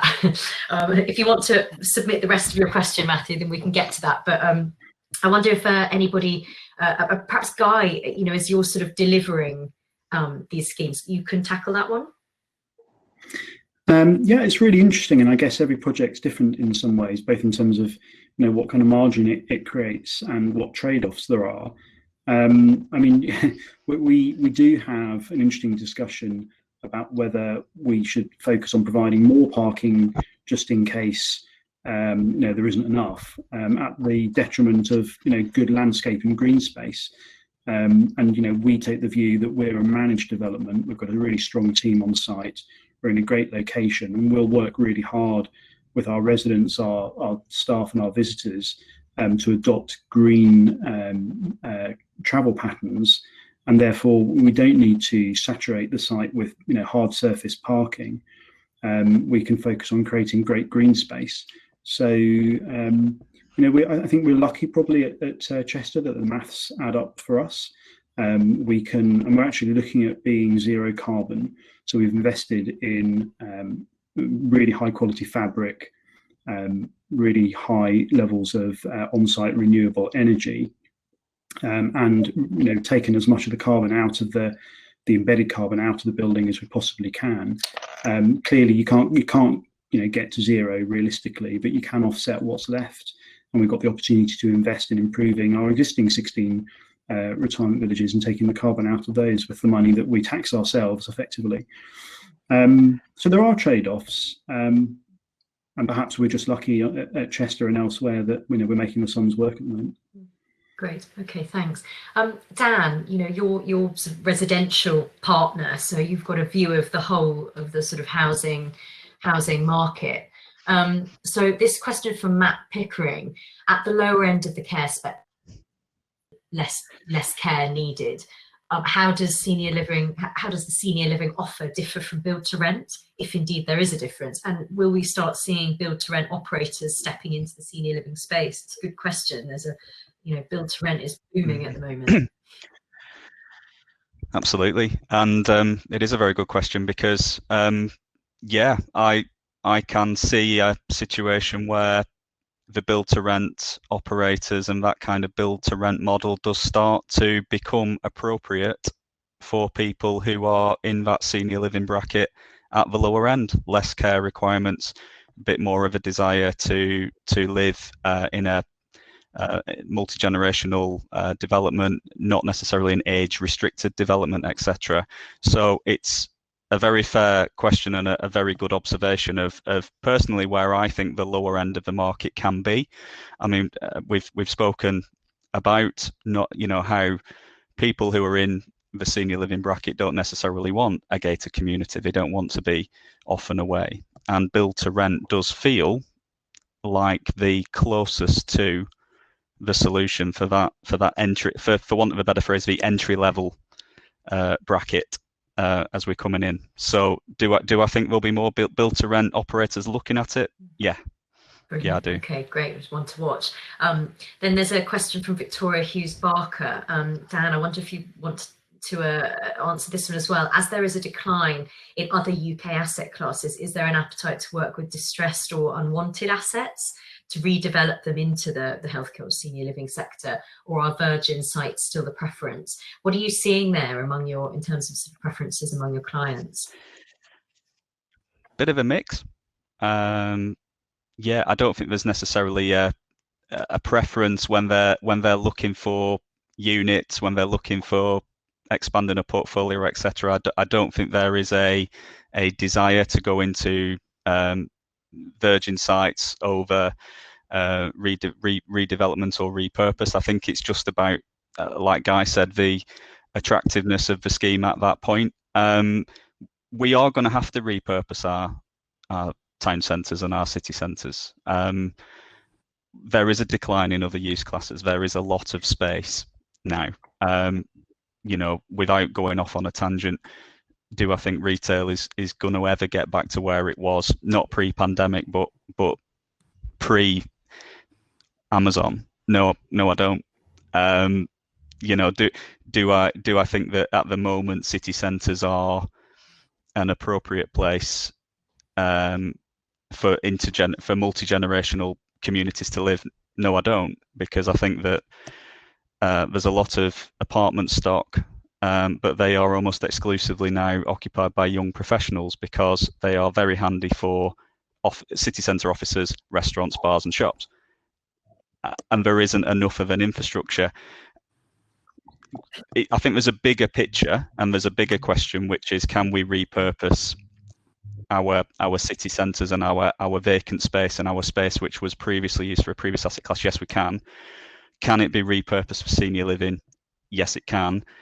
Is it as simple as just putting in place for residential units? No, it isn't. I think that for it to be a true community, what you need to repurpose is not only the residential units, but you need the, for want of a better word, infrastructure around it. You need the GP surgeries, you need the green space, you need the parks, you need more than just apartment blocks where there used to be shops. Yeah, absolutely. Okay.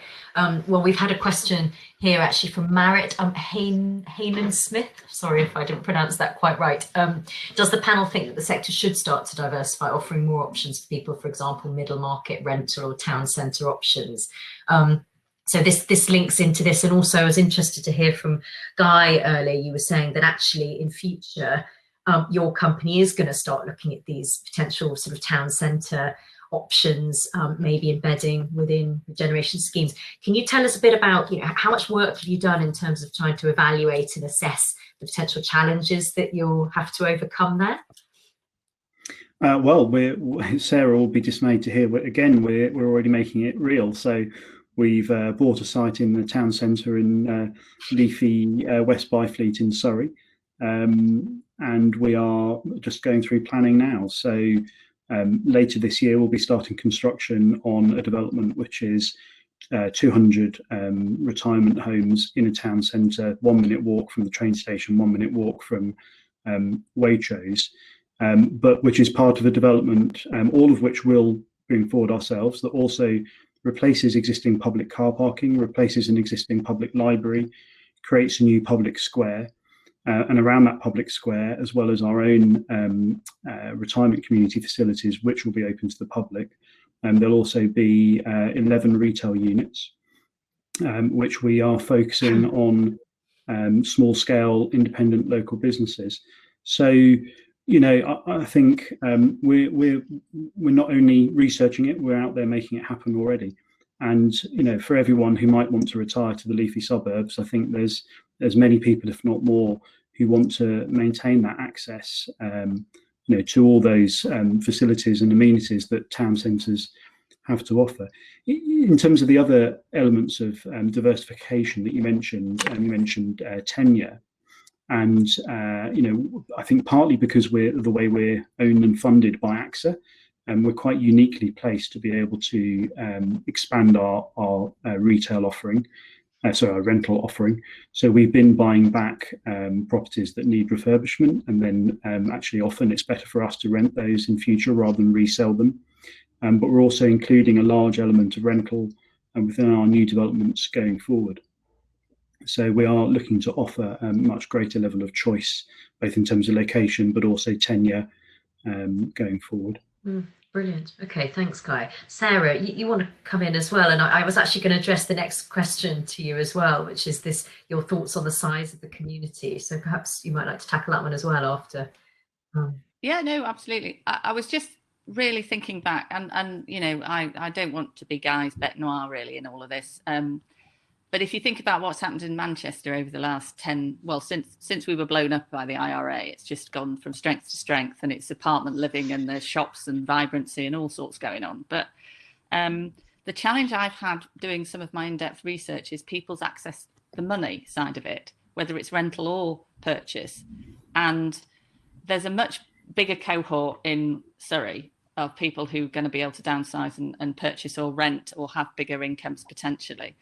What I'm quite interested in is there anybody actually addressing that squeezed middle, where they've probably not got the same equity power, but they've probably also not got an index-linked pension to look forward to. And we know that buying an annuity now in your pension is a real no-no because the rates are so awful. So, you know, however careful we've all been, the size of our pension pot in terms of addressing a rental yield that will probably go up and up and up. Just looking at some of the key workers' salaries, say in their, you know, they're earning 25, 30,000 maybe.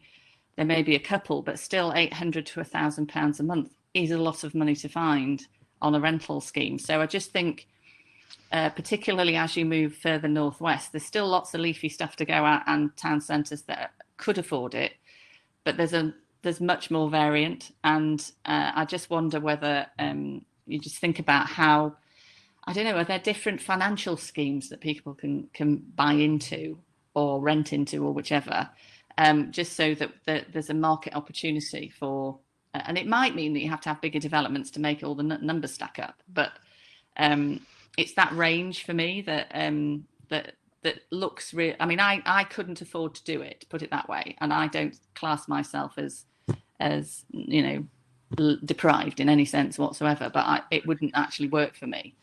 So I think it's worth thinking about financial models for the consumer of the future, particularly as fewer people, you know, fine for those of us on the housing ladder now, but not so great for my niece and nephew in their late 20s who are not on the housing ladder and may never get on the housing ladder. Sorry, what was the question you did want me to answer? That's great, and actually I'd love to get Stuart's thoughts on what you've just said actually, but before we do that, do you want to just answer this question from Bjorn about what are your thoughts on the ideal size of the community senior living should provide? Obviously you mentioned there that, you know, of course there's going to be viability issues and you know, everything's sort of, but in an ideal world, are we talking large blocks of 100 units or much smaller developments, do you think?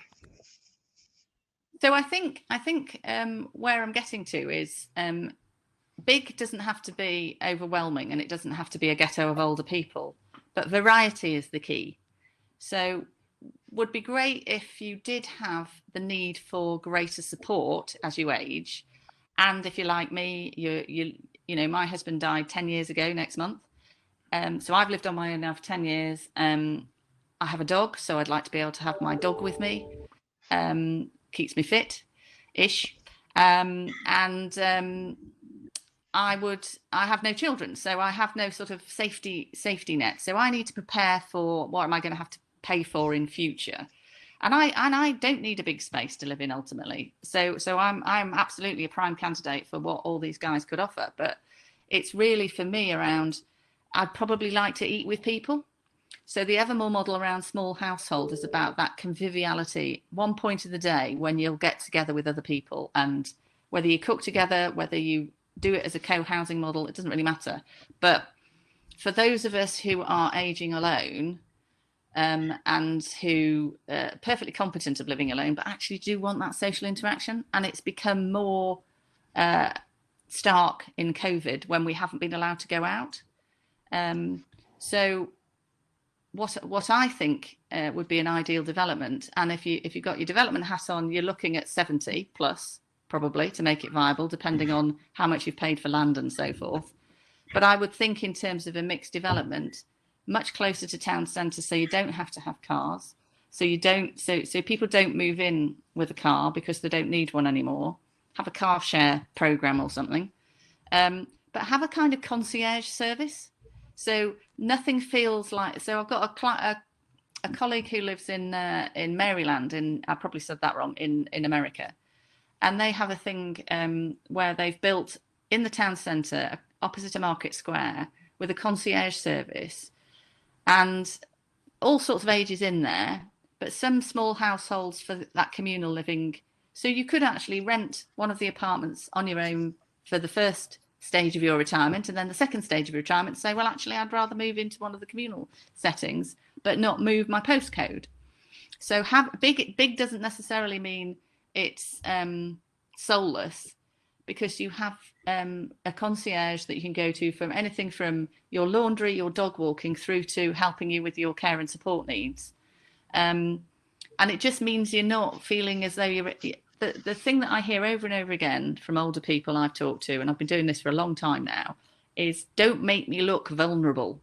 Just make me look and live in a place where it's not necessarily all about older people. It's not, as we've learnt in North Manchester, the older age, the healthy age you're living in North Manchester kind of peaks at 60. So you don't get your 3 ages of retirement there. But what we're talking about in terms of property development for those people who are likely to get to 90 and 95, we don't want to be, we might want to live with other people, we might want additional services, and we're not worried about standing back in a lift with other people of different ages, but we do want to have all that stuff accessible. So in terms of size, it's got to be financially viable, so it's probably going to be 70 plus, but then broken into a variety of different options. So 1, 2, 4 bedroom apartments. Why not? Sure. Thanks, Sarah. And in fact, what you've said, one of our members of our audience talked about this as well. Will retirement villages focus on communal areas and amenities such as laundry and catering facilities, as you say, for people who would like to have that conviviality. Now, as we approach sort of the end of the session, I'm very aware that we haven't talked about. We've talked a lot about this new approach, this 3 ages of aging, and the intergenerational kind of approach. But what about care homes? This is still a massive part of the sector. And it's great if you don't have medical need and you can look at this type of option. But what if you do? Now I wonder, Stuart, what's your kind of outlook? Because I know that some of the funding that you provide is for care home facilities. What are you seeing in the sector at the moment? It's had a bit of a bad press throughout COVID, obviously, but what's the outlook for it going forward? I mean, I guess there will always be a need, and I guess what we've talked around here quite a lot is into those leafy areas or those higher incomes that have got the ability to downsize and move in, and even if that's only if one of only if one of the parents is requiring need and the other one's still fit and active, but bungalow concepts with a care home on a retirement village is there. But the fact of the matter is that corporates are not building those type of units in the areas around some of the areas in Liverpool, because that is still, you know, a council pay dominated sector, into care homes, which are, you know, lower average weekly fees, and therefore the provision and I guess the quality is more akin to what you would imagine a care home to be, which is more end of life. Now, you know, there are strides being made, but there's still a highly fragmented market at that end of single operators, one or two care homes, adapted care homes, not en suite, and they serve a purpose because there is still more demand than supply. Now, you know, really what we should be doing is getting those to be doing 3 or 4, because each of these care homes needs an economy of scale to be able to operate and to be able to make a good living and to be able to weather the storms of COVID in a way, because, you know, they are more susceptible to an occupancy downfall in terms of their ongoing viability, their ability to provide the level of care when they're not making the margins, or they've not got the scale of a property or a development to actually enable them to reinvest. And I think that's a big issue in the market at the minute. We are dividing between kind of the London aspect of these, you know, beautiful developments and really high level of specification to what we get up in the north, and there is a bit of divide between corporate and social, and I think we will continue to support that because there's still a very clear market in that area, and we've, you know, had funding approved for groups of 30 care homes where, you know, they're in that sector and then around, dotted around the whole of the northwest. There is still a market there, and that will continue to grow, and demand will still be there, and we can't take our eye off that. I think that's ultimately, but, you know, there needs to be something fundamental, I guess, in that sector that encourages them to grow and develop. Do you think there's a space for care homes to be care home provision to be embedded within some of these sort of more diverse schemes that we've been talking about earlier, Stuart?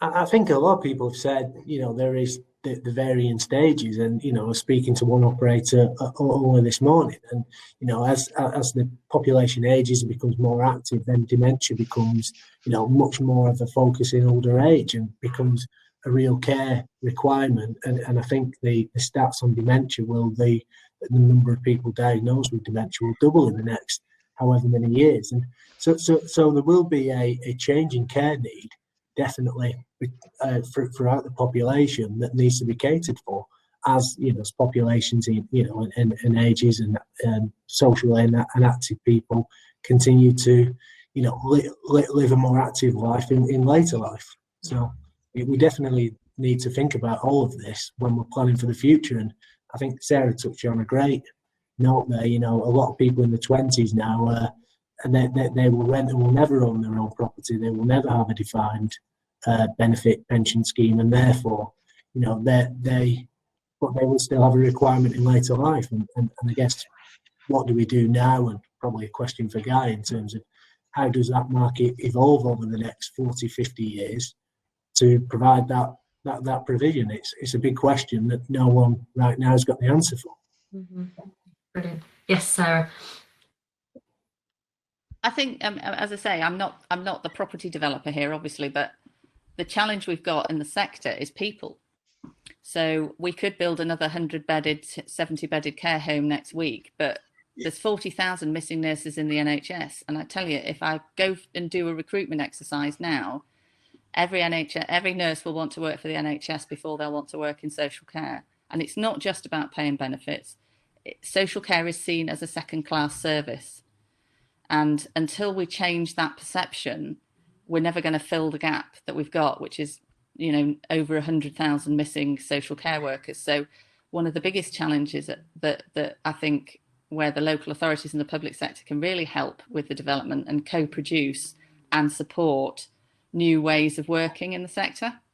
And if we can encourage people to look after their health a bit better sooner, and maybe move into more communal environments so they can help each other out, you know, we may have a big issue with dementia going forward, but we're going to have a massive issue about mental health post-COVID, and that's across all ages. So to create spaces that are different, vibrant, socially connected, but also a new way of valuing, not just by clapping outdoors at 8 o'clock on a Thursday, but actually investing in the workforce going forward. I think that's something that we could really make some strides on over the next 20 years. Absolutely. Thanks, Sarah. So just before we wrap up, I'm aware that there's still many questions we haven't yet got to from the audience. So thanks so much for your really good questions, and hopefully any that we don't get to, we can carry on the discussion afterwards in the networking 30 minutes that we'll have afterwards. Now, there's one at the top from Matthew Pickford: with the current environmental crisis, what priorities should be placed on environmental carbon emission reduction, and should these environmental budgets be ring-fenced and protected to ensure green, possibly sustainability, that is? This comes into sort of what we're talking about, cost, maybe particularly for care homes where the funding's tight anyway. So how do you ensure this quality of building and sort of meeting green targets? Dan, do you know much about that topic? I mean, from my point of view as the sort of development lawyer on these sorts of deals, I mean, I would see that obviously driven by the planning process. It's a shame when the planning process almost has to be the policeman of this kind of consideration among developers. But to be honest, I can't really see a different way. As much as, don't get me wrong, developers are very aware of environmental requirements, very aware of carbon offset, etc. Like anything, developers are commercial entities, and in order to truly push it, you need to push that commercial incentive and make it a requirement. So I know that planning at the moment does deal with that. Should it be ring fenced? Yes, I completely agree it should. I've had that big belief about anything that comes out of the planning system. It should be ring fenced for the purpose it was intended and the purpose why it was taken, and it should be then reinvested. Yeah, that's all I've got to say. Sure. Thanks, Dan. Jake Notman asks about the opportunities for modern methods of construction in the care sector, particularly, saying that it's been very slow in the residential sector so far, but could it perhaps be more appropriate for the care sector in the immediate future? What do you think about that, Dan? I think it's no, very much so, and I think that COVID and the pandemic is making a lot of developers look at different ways of delivery. At the minute, construction is open, sites are open, they are considered low risk because you're outdoors, but that's not a guarantee. I mean, we've seen the sort of the lockdown, out of lockdown, etc., way in which 2020's gone. It's not beyond the realms of possibility that sites will be shut again, and that will cause a delivery issue as well. I mean, I'm currently in Manchester. I'm looking out at snow, seeing the news about floods, etc. You know, if you're in a factory and you're delivering modular, you're working. If you're out on a site in the middle of Storm Christoph, potentially you're not. So I think it's coming. Am I a big advocate of modular? Yes, I am. Do I believe it can be used more? Yes. Does it apply to the care sector? Absolutely, it can apply. This is the beauty of it. It can apply to any sort of development, be that residential, care home, or whatever. And yeah, I'm a big believer that it should be used more. Thanks, Dan. I think a good place to end would be with this question from Andy, which is about use classes, because I think it really sums up everything that we've been talking about really in the last hour or last 45 minutes. Is C2 and C3 too specific and restrictive? Do we need a new use class for later life living, which perhaps tries to kind of sweep in all of the different options and the different opportunities to do something really creative and great with our senior living, which really matches what people want? Guy, what do you think about that? In a brief yes or no? We've got about it's not seconds. The panacea. It's not my brief is it's not the panacea. I think what we need is creativity in planning. Mm-hmm. Okay, so it is too specific and restrictive, you think, these use classes? Or I mean, I think the use classes don't help. being frank, the big conversation there is that there is a lack of understanding of how the different economics of building the kind of different product we're talking about affect their ability to comply with affordable housing policies, for example. So mixed tenure retirement living schemes, can't support the same level of affordable housing because they're doing lots of other things at the same time. But I'm not sure that just introducing a new use class is the point. I think there just needs to be better understanding of different models and more realistic work on understanding viability and different pressures, and just support really for diversifying development and not just focusing on delivering X number of units per year and who cares what they are. Planners need to engage in what society needs rather than just satisfying government numbers. Absolutely. Brilliant. Thank you, Guy. So I'm afraid that's all we've got time for, but what a great conversation. So thanks so much to all of our speakers for your comments and views, and to our audience as well for your questions. Really, really good list of questions there. We've got this one remaining, so hopefully you can all debate that in your discussions with everybody afterwards about technology. So I hope the event has been really useful and interesting for everyone watching. Thanks again to our sponsors, DAC Beechcroft, Curtains, SI Sealy, Oak North Bank, Clear Fibre and Shepherd Robson. If you enjoyed the network and want to give it a go, you've got another half an hour just about so that you can stay around and chat to guests and arrange follow-up meetings. So all of our next Place Northwest conferences are on our website. Thank you so much again for coming today, and we hope to see you very soon.